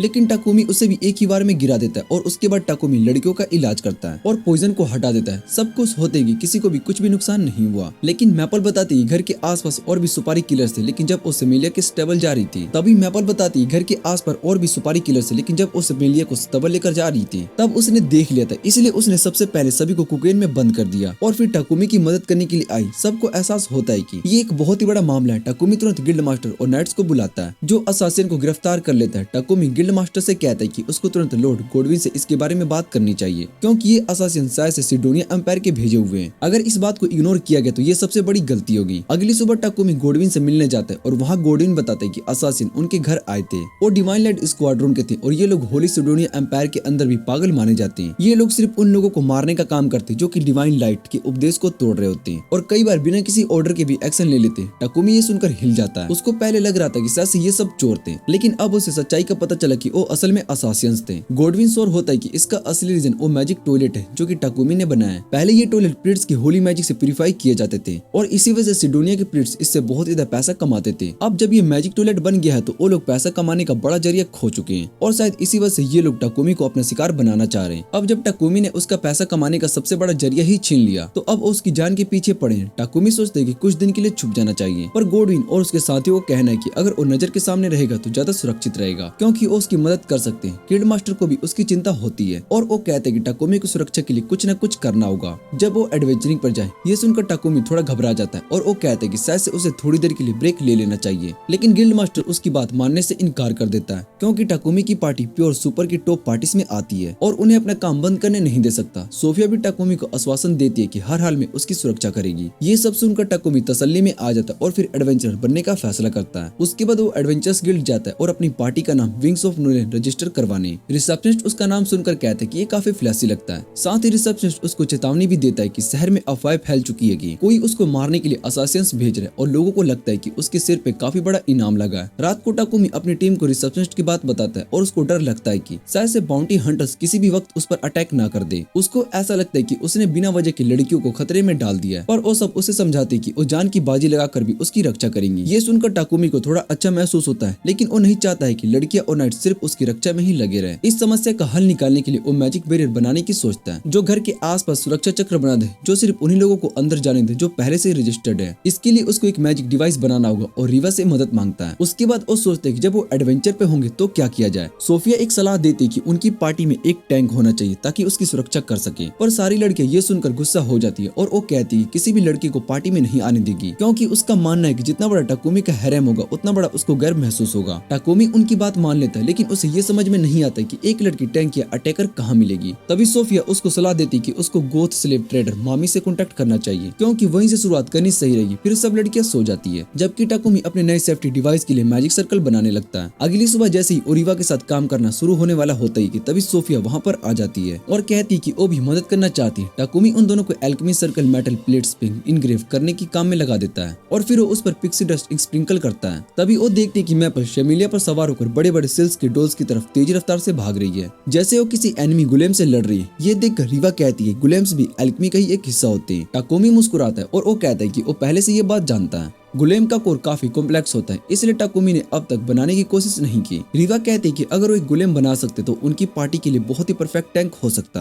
टाकुमी उसकी बात से सहमत होता है, लेकिन उसे एक्सेप्ट करना पड़ता है कि उसकी स्किल अभी इतनी अच्छी नहीं है कि वो एक गुलेम बना सके। इसलिए वो वापस अपने बैरियर डिवाइस पर काम करने लगता है। जैसे ही सारे मेटल प्लेट्स को लिंक करता है, उसका मैनिपुलेशन स्किल मैक्स हो जाता है और इवोल्व होकर स्पेल कंट्रोल स्किल बन जाता है। टाकुमी ये देखकर बहुत ही हैरान हो जाता है और उसे समझ में आता है कि अगर वो स्पेल कंट्रोल स्किल और लेवल अप करे तो शायद से वो गुलेम भी बना सकता है। दूसरी तरफ से दुनिया के एम्पायर को ये खबर मिलती है कि डिवाइन लाइट स्क्वाड्रन कैप्चर हो चुकी है और वो लोग खुद को मारने तक में असफल रहे। ये सुनकर वो समझ जाता है कि मामला और भी ज्यादा उलझ गया और उसकी बेटी एलिजाबेथ कहती है कि एक आदमी को हटाने में वक्त बर्बाद करने से अच्छा तो अपनी बड़ी प्लान्स पर ध्यान दे। वहीं कोर्ट में मेज बताता है कि उन्होंने पुराने जमाने का एक एसिड मैजिक सर्कल तैयार कर लिया है जो हीरो समन करने में काम आएगा, लेकिन उसे चलाने के लिए भी कुछ महीने लगेंगे ताकि रिक्वायर्ड मैजिक पावर इकट्ठा किया जा सके। इसी बीच टाकुमी अपनी तरफ से एक गुलेम का कोर बनाने की कोशिश करता है, पर अभी तक उसकी स्किल उतनी अच्छी नहीं है। तभी मैपल उससे पूछती कि अगर वो एक गुलेम नहीं बना सकता तो क्या उसे वो टेम भी नहीं कर सकता। टाकुमी को ये आइडिया काफी इंटरेस्टिंग लगता है। वो तुरंत सोफिया के पास जाता है और उससे पूछते कि गुलेम कहाँ मिल सकते हैं। सोफिया बताती है कि प्राचीन रन्स में स्ट्रे स्टोन गुलेम मिलते हैं, जबकि डंजन में आयरन गुलेम मिलते हैं। टाकुमी ये सुनकर बहुत ही चौंक जाता है कि इस जगह पर भी डंजन्स है। वो कहता है कि अगर उन्हें एक गुलेम लेना है तो उन्हें एक आयरन गुलेम लेना चाहिए। सोफिया इस बात से सहमत नहीं होती। उसका कहना होता है कि बिना एक टैंक या अटैकर के डंजन में घुसना काफी रिस्की होगा, पर टाकुमी अपनी जिद पर ही रहता है और अपनी पार्टी को लेकर डंजन की तरफ निकल पड़ता है। लेकिन डंजन तक पहुंचने से पहले उसका सामना एक बड़े स्टोन गुलेम से हो जाता है। सोफिया टाकुमी को बताती है कि अगर उन्होंने इस गुलेम को हराना है तो उन्हें उसके कंट्रोल कोर को खत्म करना पड़ेगा, लेकिन टाकुमी कोर को तोड़ना नहीं चाहता क्योंकि वही तो उसके काम का है। तभी गुलेम उन्हें देखकर उनकी तरफ मुड़ता है। टाकुमी और सोफिया तुरंत नीचे झुक जाते हैं। जैसे ही गुलेम की आंखों से एक चमक निकलती है, सोफिया कहती है कि इस गुलेम से लड़ना काफी रिस्की हो सकता है, लेकिन टाकुमी कहता है कि अगर वो इस गुलेम को अपने साथ लेकर आए तो ये उनकी पार्टी के लिए एक बहुत ही स्ट्रॉन्ग टैंक बन सकता है। और बिना सोचे समझे सीधा गुलेम के सामने कूद जाता है और लड़कियों के पास कोई और ऑप्शन नहीं बचता, इसलिए वो उसके साथ चल पड़ती है। जैसे ही गुलेम चलना शुरू करता है, टाकुमी को एक अजीब सी कनेक्शन महसूस होती है। वो अपनी लड़कियों को रोकने के लिए कहता है और ध्यान से गुलेम की तरफ देखता है तो कुछ देर के बाद देखने के बाद उसे समझ में आता है कि ये गुलेम गोडेस नोएल से जुड़ी रन्स की रक्षा करने के लिए बनाया गया था और अब उसके ब्लेसिंग की वजह से वो इस तरह से रिएक्ट कर रहा है। टाकुमी अपने टाइमिंग एबिलिटी का यूज करके गुलेम को कंट्रोल करने की कोशिश करता है और बहुत ही हैरानी की बात होती है कि बिना किसी दिक्कत के वो गुलेम को टैम भी कर लेता है। सब ये देखकर बहुत ही हैरान हो जाते हैं, लेकिन मैपल खुश होती है क्योंकि उसे एक और जूनियर मिल चुका होता है। वो टाकुमी से कहती है कि वो गुलेम का एक नाम रखे और टाकुमी डिसाइड करता है कि वो इस 23,000 पुराने गुलेम का नाम टाइटन रखेगा। टाइटन उससे बात करने की कोशिश करता है पर कोई उसकी भाषा नहीं समझ पाता। टाकुमी सोचता है कि शायद से वो एक वॉइस बॉक्स बनाकर टाइटन को बोलने लायक बना सकता है, लेकिन सबसे बड़ी इशू ये होती है कि अगर वो इसे अपने साथ सीधा सिटी लेकर जाएगा तो लोगों में अफरा तफरी मच सकती है। टाकुमी कहता है कि वो टाइटन को अपनी पॉकेट डायमेंशन में रख सकता है, लेकिन तभी टाइटन खुद ही अपनी वजह से गिरकर एक छोटी सी मिनिएचर वर्जन में बदल जाता है। घर लौटने के बाद टाकुमी टाइटन के लिए एक नया बॉडी डिजाइन करना शुरू करता है, लेकिन इसे मैन्युफैक्चर करने से पहले वो अपनी स्लेव्स के साथ एक इंपॉर्टेंट मीटिंग बनाता है। वो उन्हें बताता है कि कई लोग उनकी जान के पीछे पीछे पड़े और वो नहीं चाहता कि इस वजह से कोई भी खतरे में पड़ जाए, इसलिए वो उनके कॉन्ट्रैक्ट को तोड़ना चाहता है और उनके घर भेजना चाहता है। ये सुनते ही लड़कियां होश उड़ा देने वाले शौक में आ जाती है। वो टाकुमी से कहती है कि वो उसे इस हालत में छोड़कर कहीं पर नहीं जाने वाली है। टाकुमी फिर भी कहता है कि अब उसके पास टाइटन और उसके पेट्स हैं, इसलिए वो लड़कियों को अपनी आजादी दे सकता है। वो कहता है कि वो उन्हें अच्छी पेमेंट भी देगा ताकि उन्हें और किसी के गुलाम बनने की जरूरत ना पड़े, लेकिन कोई भी उनकी बात सुनने को तैयार नहीं होता। तभी अचानक मारिया अपना भाला टाकुमी की तरफ कर देती है और वो कहती है कि अगर उनका कॉन्ट्रैक्ट तोड़ना चाहता है तो पहले उससे लड़ना पड़ेगा, और वो टाकुमी पर चिल्लाने लगती है और उस पर गुस्सा निकालती है। वो ऐसे वक्त पर उन्हें भगाने की सोच भी कैसे सकता है। इस बीच दोनों इमोशनल ब्रेकडाउन हो जाते हैं। सोफिया मारिया को संभालती है जब वो रोने लगती है और फिर वो टाकुमी से कहती है कि वो समझ सकती है कि उनकी चिंता कर रहा है, लेकिन जो उसने कहा वो एक तरफ से उनके ऊपर सबसे बड़ा अपमान है, क्योंकि टाकुमी उनके लिए सिर्फ एक मालिक ही नहीं बल्कि परिवार जैसा बन चुका था। टाकुमी उन सभी पल को याद करता है जब लड़कियों ने उसके प्रति बहुत ही लॉयल्टी दिखाई थी और उसे एहसास होता है कि उसने उनके इमोशंस को इग्नोर कर दिया था। वो सबसे माफी मांगता है और वो उससे पूछते क्या उनके साथ मिलकर उसके दुश्मनों से लड़ेगी। लड़के बिना सोचे समझे तुरंत हाँ कह देती है और कुछ दिनों के बाद टाकुमी टाइटन के लिए एक नया एडमिटेड और मिथ्रिल की बॉडी तैयार कर लेता है। उसमें पावरफुल वेपन्स और डिफेंसिव एबिलिटी होती है और टाइटन बोल भी सकता है। लेकिन टाकुमी इतने पर ही नहीं रुका, उसने अपने बचपन का पावर रेंजर्स वाला सपना पूरा करने के लिए टाइटन के लिए एक मैसिव साइज का वर्जन बनाया जिसमें वो अंदर जाकर अपनी असली शिकार की तरह कंट्रोल कर सकता है। टाकुमी अपनी मेहनत का सफल परिणाम देखकर बहुत ही रोने लगता है और वहीं पर दूसरी तरफ गोडेस नोलेन, जो हमेशा उसके जीवन को अपने प्राइवेट नेटफ्लिक्स सीरीज की तरह देखती है, ये सोचती है कि शायद से टाकुमी ने एक गुलेम पर ज्यादा मेहनत डाल दी। अचानक नोलेन की असिस्टेंट घबराहट भरी शक्ल के साथ उसके सामने आती है। वो एक बड़ी समस्या के बारे में बताती है, गोडेस अनाट के बारे में, जो कि सिडोनिया एम्पायर के लोग पूछते हैं। लेकिन सबसे बड़ी बात ये होती कि अनाट नाम की कोई भी गोडेस नहीं है, सिर्फ चर्च ऑफ डिवाइन लाइट की अति श्रद्धा और समर्पण के कारण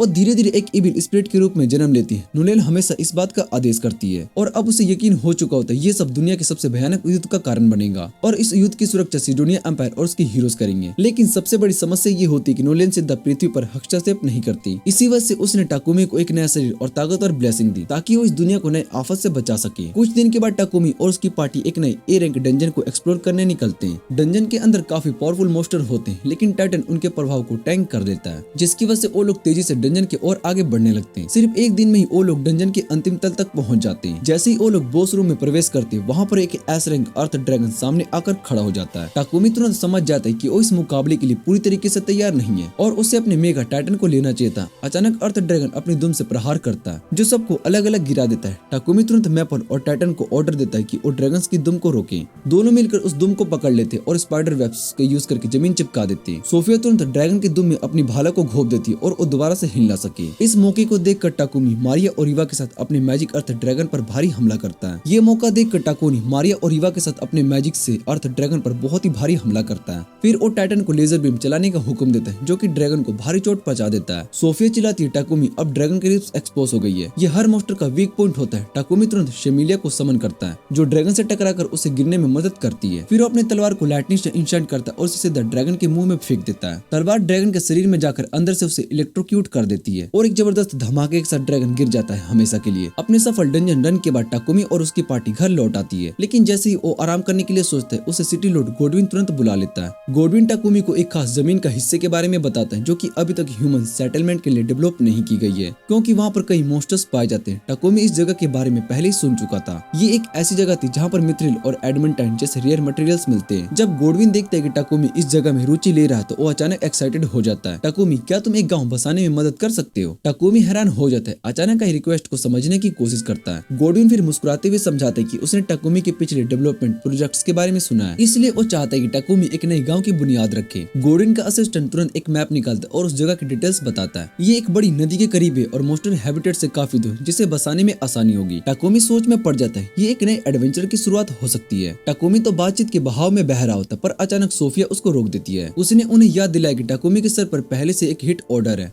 अगर उसने एक नया गांव निर्माण किया तो वो सभी और ज्यादा नाराज हो जाएंगे। टाकुमी सभी को शांत होने और पहले सारी बात ध्यान से सुनने के लिए कहता है। फिर वो गोडविन से सवाल करते हैं कि आपको इस जगह पर विलेज डेवलप करने की इतनी जल्दी क्यों है? गोडविन एक लंबी कहानी बताना शुरू करता है। एक साल पहले राज्य के नए गांव का विकास कर रहा था, लेकिन कुछ भ्रष्ट नोबल की वजह से उस पर काम हमेशा के लिए रुकवा दिया गया। इसका नतीजा ये हुआ कि जो लोग वहाँ पर बसे थे वो सब अपने घर को गवा बैठे और बहुत ही ज्यादा लाचार बन गए। अब गोडविन पर दबाव है कि वो लोगों के लिए एक नई स्थायी आश्रय का प्रबंध करे। गोडविन कहते हैं कि ये सिर्फ एक ही वजह पर जैसे ही सोफिया और ज्यादा सवाल करने वाली होती है, टाकुमी उससे रोक देता है और बिना किसी और सवाल के ये काम को स्वीकार कर लेता है। सोफिया परेशान होती है, उसके हिसाब से ये फैसला जल्दबाजी हो गया, लेकिन टाकुमी उसे समझाता है कि वो लोगों की तकलीफ को नजरअंदाज नहीं कर सकते जिन्होंने अपना सब कुछ खोया है। वो अपनी कहानी बताता है कि कैसे उसने भी एक बार अपना घर खो दिया था, लेकिन कुछ अच्छे लोगों की वजह से वो खुद को फिर से संभाल सका और अब वो सिर्फ उस एहसान का बदला चुकाना चाहता है। टाकुमी और उसकी टीम नए गांव की स्थापना के काम में लग जाती है। सबसे पहले वो मैजिक का इस्तेमाल करके एक ऊंची दीवार खड़ी करते हैं जो कि गांव को सुरक्षा प्रदान करेगी। फिर वो एक गहरी खाई खोद देते हैं जो कि गांव को और सुरक्षित बनाएगी। टाकुमी एल्केमी का यूज करके दीवारों को और मजबूत बनाता है और फिर सबके बीच में काम को बांट दिया जाता है। कोई सड़क बनाने में लगता है तो कोई नदी में पानी भरने में और कोई लकड़ी काट के घर बनाने में। जल्दी नए घर का आधार तैयार हो जाता है। फिर वो कुछ घर और खेती का क्षेत्र बनाता है ताकि आने वाले लोग तुरंत अपनी जिंदगी को दोबारा शुरू कर सके। जब टाकुमी को लगता है कि सब कुछ तैयार हो गया तो वो सोफिया को सिटी भेजता है ताकि गोडविन को बताया जा सके कि लोग अब यहाँ पर बसने के लिए तैयार हैं। गोडविन जब ये सब सुनता है तो वो झटके में आ जाता है। तुमने सिर्फ 10 दिनों में ही गाँव को खड़ा भी कर दिया। लेकिन सच्चाई ये थी कि गोडविन बिना किसी और देरी के सभी लोगों को गाँव में बसने का आदेश दे देता है। लोग जो नए गाँव की तरफ आ रहे थे वो अंदर ही अंदर बहुत ही डर रहे थे। उन्होंने सिर्फ इतना सुना था कि गांव सिर्फ ऐसे क्षेत्र में बना है जहाँ पर सिर्फ मोस्टर भरे हुए। उन्हें लगता था कि सरकार सिर्फ उनसे छुटकारा पाना चाहती है और ये एक चाल है उन्हें मरवाने भेजने की। वो पहली भ्रष्ट नोबल के हाथों से धोखा खा चुके थे और अब उनका विश्वास टूट चुका था। उनका मानना था कि जो भी इस प्रोजेक्ट का इंचार्ज होगा वो भी एक गंदा इंसान ही होगा। लेकिन जैसे ही वो नए गाँव में पहुँचते वो देखकर दंग रह जाते। गाँव सिर्फ एक छोटा बसेरा नहीं बल्कि वो लगभग एक शहर के बराबर था। बीच में एक भव्य किला भी बनाया गया था जो सरकारी कार्यालय के रूप में तैयार किया गया।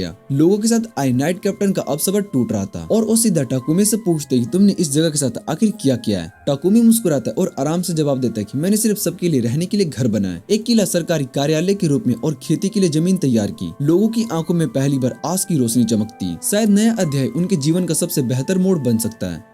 एक नाइट हैरान था कि टाकुमी ने सिर्फ 10 दिनों में ही इतना कुछ कर दिया, पर टाकुमी बस हंसता है जैसे ये कोई बड़ी बात ना हो। इसके बीच लोग अपने नए घर को चुनने लगते हैं और एक बनी गर्ल मैनी दूर से ये सब देख रही होती है। तभी सोफिया उसके पास जाकर उससे बात करने लगती है और उसे पता चलता है कि मैनी का पति पिछले गांव में मर चुका था और अब वो अकेली है। और सोफिया सोचती है कि अकेली लड़की के लिए फार्म संभालना बहुत ही मुश्किल होगा, इसलिए वो उसे एक नया काम ऑफर करती है टाकुमी का ध्यान रखने का। वो मैनी की मुलाकात टाकुमी और मारिया से करवाती है जो उसे बताते हैं कि इसका काम घर का ध्यान रखना होगा जब सब काम पर होंगे। टैंकावा और सार्टेन बहुत ही छोटे होते हैं और मैनी को नोबल्स पर भरोसा नहीं होता क्योंकि उसके पति की मौत एक नोबल की वजह से ही हुई थी। वो सीधे मना कर देती है और वो कहती कि वो टाकुमी पर भरोसा नहीं करती। मारिया उसे समझाने की कोशिश करती पर टाकुमी उसका फैसला मानता है। बस इतना कहता है कि अगर कभी उसका मन बदले तो वो उससे मिल सकती है। पर मैंने सोचती कि टाकुमी सिर्फ एक लालची इंसान है जो कि उसके ऊपर बुरी नजर रखता है। उसे लगता है कि टाकुमी का प्रपोजल ठुकराने के बाद उसकी जिंदगी गाँव में मुश्किल हो जाएगी, इसलिए वो गाँव छोड़ने का फैसला करती है। पर जैसे ही वो गाँव से निकलती है सिर्फ 5 मिनट के बाद ही उसका सामना खतरनाक मोस्टर से हो जाता है। दूसरी तरफ टाकुमी को पहली बार किसी ने रिजेक्ट किया है, इसलिए वो थोड़ा अजीब महसूस कर रहा होता है। तभी मैपल उसे बताती कि मोस्टर ने हमला कर दिया। गांव वाले घबरा जाते हैं क्योंकि उन्हें लगता है कि हमेशा की तरह उन्हें ही लड़ने के लिए भेज दिया जाएगा। पर टाकुमी नाइट कैप्टन से कहते हैं कि गांव को लॉक कर दिया जाए और सभी विलेजर्स की सुरक्षा की जाए। तब तक उसकी टीम मोस्टर से निपट रही है। तभी कुछ विलेजर्स भागते हुए आते हैं और बताते हैं कि उन्होंने मैनी को गाँव से बाहर जाते हुए देखा है। टाकुमी वादा करते हैं कि उसे सुरक्षित लेकर आएगा। वो और उसकी टीम मेगा टाइटन पर सवार होकर दीवारों के ऊपर चलने लगते हैं, जबकि मैनी वापस भागने की कोशिश करती है। पर तब तक गांव के दरवाजे बंद हो चुके होते हैं। 2 बड़े वुल्फ मोस्टर उसके सामने आ जाते हैं और उसे लगता है कि अब वो मरने वाली है। पर तभी टाकुमी वक्त पर वहां पर पहुंचता है और उसे बचा लेता है। कुछ ही देर में उसकी टीम भी वहां पर आ जाती है जो बचे कुछ मोस्टर से निपट रही थी। मैनी टाकुमी को देखकर हैरान हो जाती है और तभी उसकी नजर उसके हाथ के जख्म पर पड़ती है और बिना सोचे समझे अपनी रुमाल से उसे बांध देती है। वो पूछती है कि तुमने अपनी जान क्यों दांव पर लगा दी मुझे बचाने के लिए। टाकुमी मुस्कुराता है और वो कहता है कि मैं अपने गाँव के लोगों को नुकसान पहुँचने नहीं दूंगा। मैनी को समझ में आता है कि अब तक वो गलत थी। वो टाकुमी से माफी मांगती है और वो कहती है कि मुझे अपनी नौकरानी बना लो।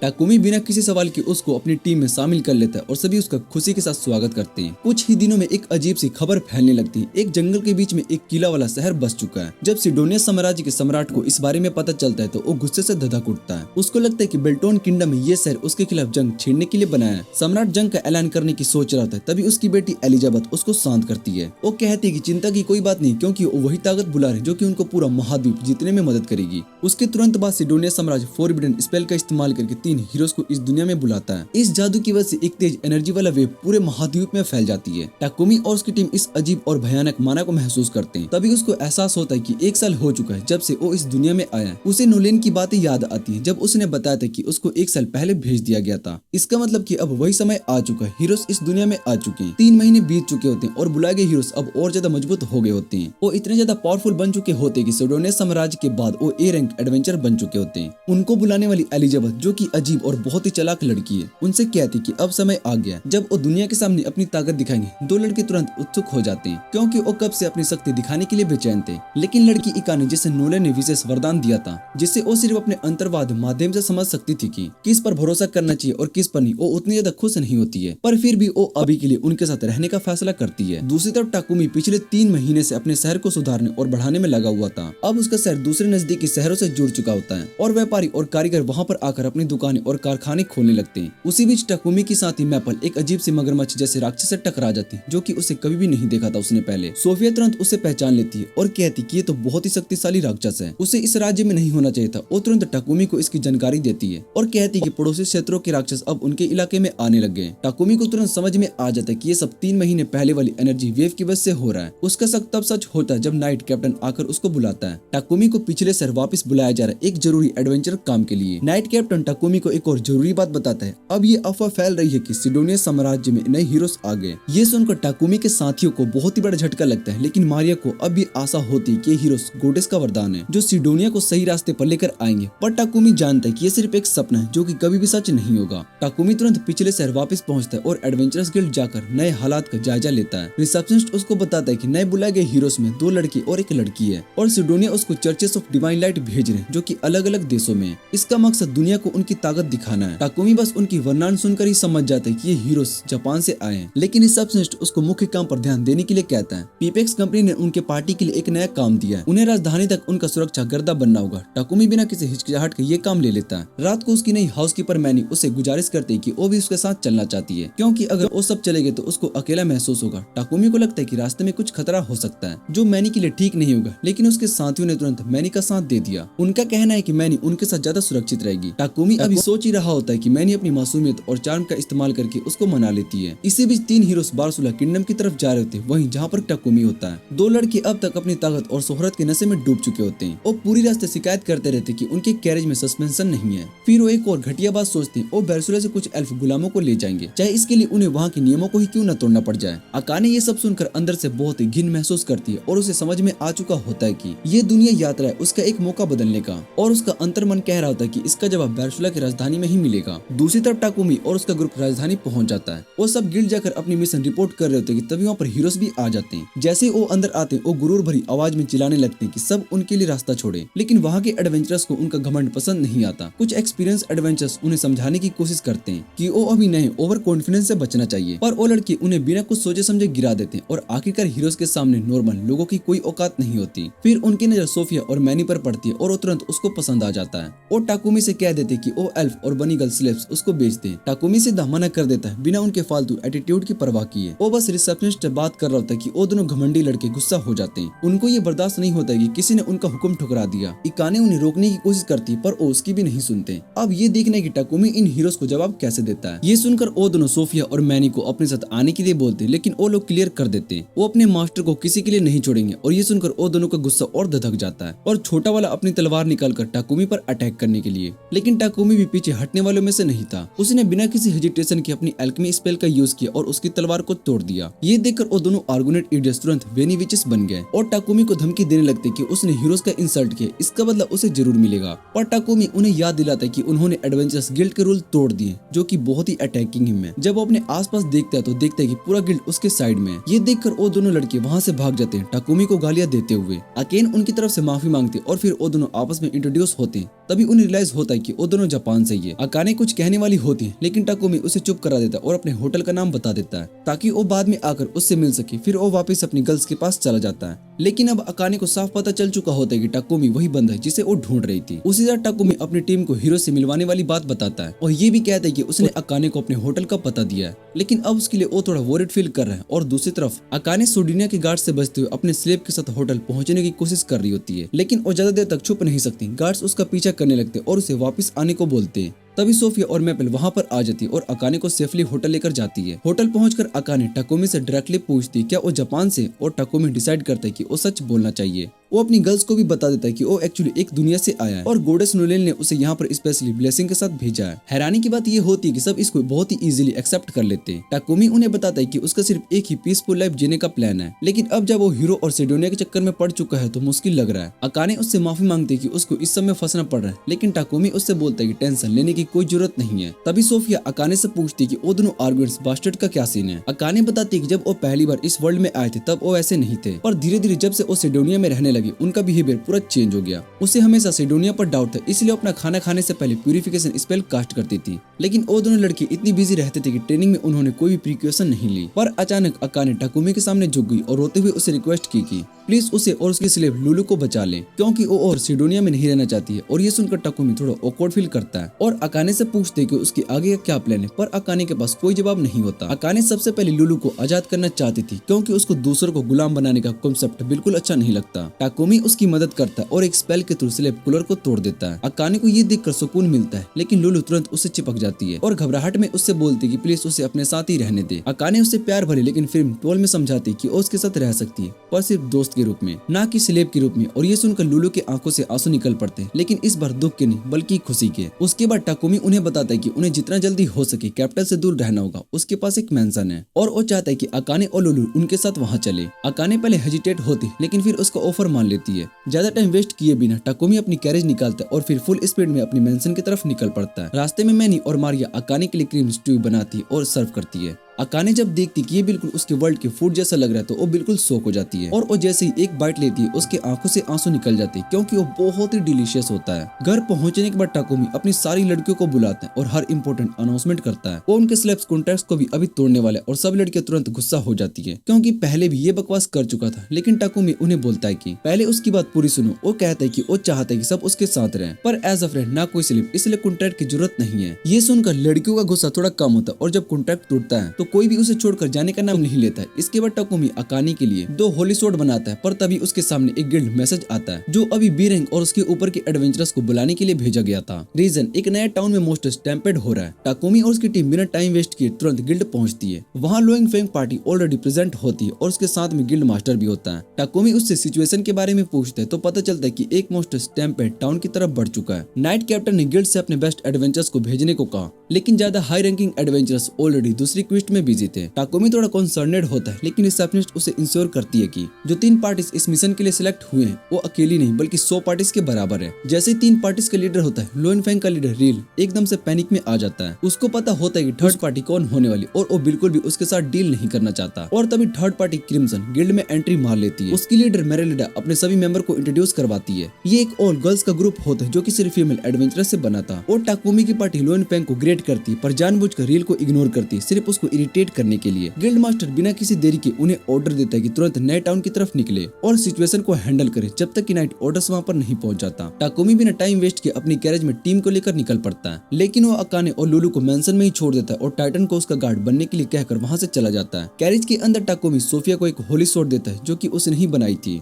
और बताता है कि उसने इस बार एक नहीं बल्कि 2 अलग अलग स्पेशल सोर्ड्स बनाई है। सोफिया के पास वो सोर्ड होती है जो शुद्ध स्पेशल डैमेज देती है, जबकि टाकुमी की सोर्ड ओपोनेंट्स को सिर्फ एक ही छोटी स्क्रैच से ही मेंटल डैमेज देती है। जल्दी वो नए टाउन के अंदर पहुंचते हैं और टाकुमी कॉन्फिडेंट होता है कि उनके पास अभी थोड़ा टाइम है, क्योंकि इतनी ऊंची दीवारों को क्रॉस करने किसी मोस्टर के बस की बात नहीं है। लेकिन उसका शौक तभी टूट जाता है जब वो देखती कि हजारों लिजार्ड मोस्टर ऑलरेडी दीवार के ऊपर पहुंचने वाले, साथ ही जमीन वाले मोस्टर्स भी दीवार पर चढ़ना शुरू कर चुके थे। समय गंवाने का कोई ऑप्शन नहीं था, तो टाकुमी और उसकी टीम तुरंत मोस्टर पर अटैक करना शुरू कर देते हैं। वो एक तरफ से मोस्टर की काउंट कम करना शुरू करते हैं, जिस वजह से गार्ड्स को भी उनकी हेल्प मिलती है और वो गेट्स को उनके लिए खोल देते हैं। अंदर पहुंचते ही तीनों पार्टीज अलग अलग जगह पर मोस्टर्स का सफाई करने के लिए स्प्लिट हो जाती है। टाकुमी और उसकी लड़कियां पूरी रात मोस्टर से लड़ती है, पर सुबह तक उनके साइड के सारे मोस्टर्स खत्म हो चुके होते हैं। जैसे ही विलेजर्स अपने घर से बाहर निकलते टाकुमी का शुक्रिया अदा करते। टाकुमी तुरंत रीवा और मैनी को विलेज का इलाज करने के लिए भेजता है, जबकि बाकी टीम को लेकर दूसरी पार्टीज की मदद करने निकल पड़ता है। जब वो टाउन के दूसरे साइड पर पहुंचता है तब वो देखते हैं कि एडवेंचरर्स ऑलरेडी दीवार पार जंगल की तरफ देख रहे होते हैं। उनमें से एक बताता है कि सारे मोस्टर्स एक साथ जंगल की तरफ वापस आ रहे हैं, जो कि काफी अजीब बात थी क्योंकि मोस्टर्स इतनी स्मार्ट प्लानिंग नहीं करते। एडवेंचरर्स ये भी बताते कि रात के दौरान मोस्टर्स बहुत ही इंटेलिजेंट तरीके से लड़ते हैं। जब भी एडवेंचरर्स रेस्ट करने की कोशिश करते हैं मोस्टर्स अटैक कर देते हैं।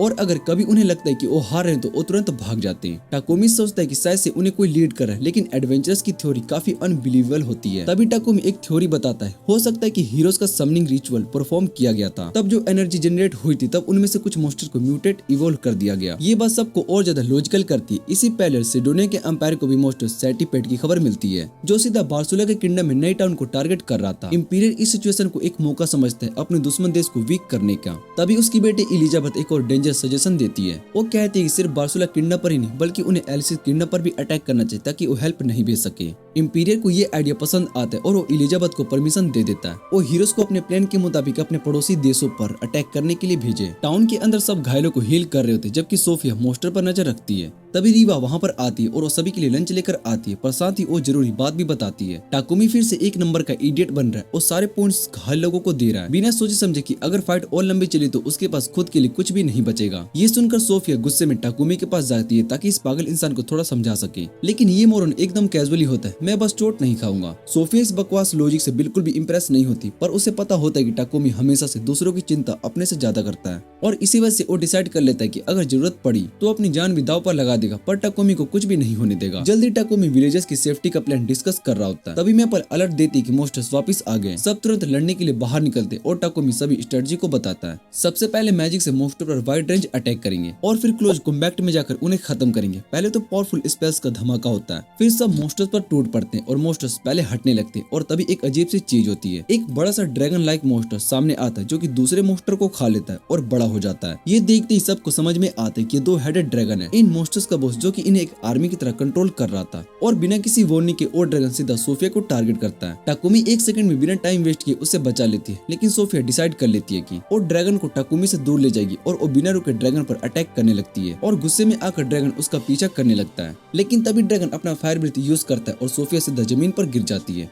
टाकुमी की बाकी लड़कियां तुरंत एक्शन में आ जाती है और वो ड्रैगन को जंजीरों से बांध देती है और फिर अपनी फुल पावर के साथ अटैक करना शुरू करती है। घायल सोफिया अपनी स्वॉर्ड को तुरंत टाकुमी की तरफ फेंकती है और टाकुमी दोनों मैजिक स्वॉर्ड्स को अपनी पावर से कंबाइन करके एक ही अटैक में ड्रैगन का काम तमाम कर देता है। लेकिन उसके बाद सोफिया बेहोश हो जाती है और टाकुमी बिना किसी देरी के उसके पास पहुंचता है और तुरंत उसको हील करने लगता है। गुस्से में उससे पूछते कि इतनी स्टूपिडिटी क्यों की और हल्की सी मुस्कुराहट के साथ सोफिया एक लाइन बोलती है, मैं बस तुझे प्रोटेक्ट करना चाहती थी। टाकुमी गुस्से से सोफिया की तरफ देखता है और वो कहता है कि अपनी जान क्यों बेकार में मत गवाओ। जैसे ही उसका हीलिंग कंप्लीट करता है तभी बाकी सभी वहाँ पर आ जाते हैं और बताते हैं कि ज्यादातर मॉन्स्टर भागे और जो बचे थे उनका भी काम तमाम कर दिया गया है। टाकुमी ये सुनकर सुकून की सांस लेता है, पर तभी उसकी आंखों की आगे अंधेरा छाने लगता है। माना ज्यादा यूज करने की वजह से वो वहीं पर बेहोश हो जाता है। अगली सुबह जब वो उठता है तो वो देखते है कि उसकी सारी लड़कियां उसके पास बैठी है, पर सोफिया थोड़ा दूर से बस कुलेट की तरफ देख रही होती जैसे अब तक वो गिल्टी फील कर रही हो। कुछ दिन तक टाउन की मदद करने के बाद टाकुमी अपने घर लौट जाता है और अपनी पार्टी के साथ वहाँ पहुँचती एक ग्रैंड बारबेक्यू पार्टी होती है। सब इंजॉय कर रहे होते हैं, सबके अलावा सोफिया की वो बस पहली बात को लेकर उदास होती है। टाकुमी पहले तो इग्नोर करने की कोशिश करता है, पर मारिया और मैनी उसे जबरदस्ती खींचकर सोफिया के पास भेज देते हैं। वो एक प्लेट में ग्रिल्ड मीट लेकर सोफिया के पास जाता है और वो कहता है कि मुझे पता है कि तुम मुझे हर हालत में सेफ रखना चाहती थी, पर मैं तुझे खोकर जीना नहीं चाहता। एक सेकंड के लिए साइलेंस छा जाता है, पर टाकुमी अपनी बात को पूरा करता है, बस इतना चाहता हूँ कि तू सेफ रहे और जिंदगी भर मेरे साथ दे, मेरी पार्टनर बनके। इतना सुनकर सोफिया की आंखों में आंसू आ जाते, पर इस बार उस सैडनेस के नहीं होते। वो मुस्कुराती अपने इमोशन को कंट्रोल करने की कोशिश करती है और फाइनली प्रोमिस करती है हमेशा। कुछ दिन के बाद टाकुमी सिटी लॉर्ड के पास जाता है ताकि अकाने और लुलू को अपने घर में शेल्टर देने की परमिशन ले सके। लॉर्ड गॉडविन बिना किसी दिक्कत के परमिशन दे देता है, लेकिन उसके साथ एक और शॉकिंग न्यूज देता है। सिडोनिया के दो हीरोज ने उनके अलाइड कंट्री की एक मैसकर कर दिया है। अकाने सुनते ही झटके में आ जाती है और उसका चेहरा एकदम पीला पड़ जाता है। वो अपने आप को दोषी मानने लगती है, मुझे उन दोनों को रोकना चाहिए था। टाकुमी उसे तसल्ली देता है कि ये तेरी गलती नहीं है। अकाने भी चुप रहती है और फिर वो धीरे से कहती है कि मुझे कुछ करना चाहिए था, लेकिन उसके अंदर एक नया डिटर्मिनेशन भी आ जाता है। वो अपने मन में एक वादा करती है, जब भी मौका मिलेगा मैं उन दोनों हीरोज के सामने खड़ी हो जाऊंगी और उनका वहीं अंत कर दूंगी। बाद में टाकुमी गोडेस नोलन से गाइडेंस लेने के लिए जाता है और वो पूछता है कि क्या आपने मुझे पास्ट में इसलिए भेजा था ताकि मैं समन हीरोज की तबाही को रोक सकूं। लेकिन नोलन कोई सीधा जवाब नहीं देती, बस इतना कहते हैं कि अब सब कुछ तेरे ऊपर है टाकुमी उसकी तरफ देखता है और फिर एक स्ट्रॉन्ग वॉइस में कहता है कि मैं इस दुनिया को प्रोटेक्ट करूंगा क्योंकि यहाँ पर बहुत कुछ है जो मैं प्यार करता हूँ। ये सुनकर नोलन के चेहरे पर एक हल्की सी मुस्कुराहट आ जाती है। तो फिर दुनिया का सबसे महान एल्केमिस्ट बन, यही एक तरीका है जो कि तू ग्रो करेगा और ये दुनिया हमेशा सेफ रहेगी और तरक्की करेगी। इसी के साथ ये सीजन यहीं पर एंड हो जाता है। अगर आपको ये वीडियो अच्छी लगे तो वीडियो को लाइक करना ना भूले और चैनल को सब्सक्राइब जरूर कर देना। तो मिलते हैं अगली वीडियो में।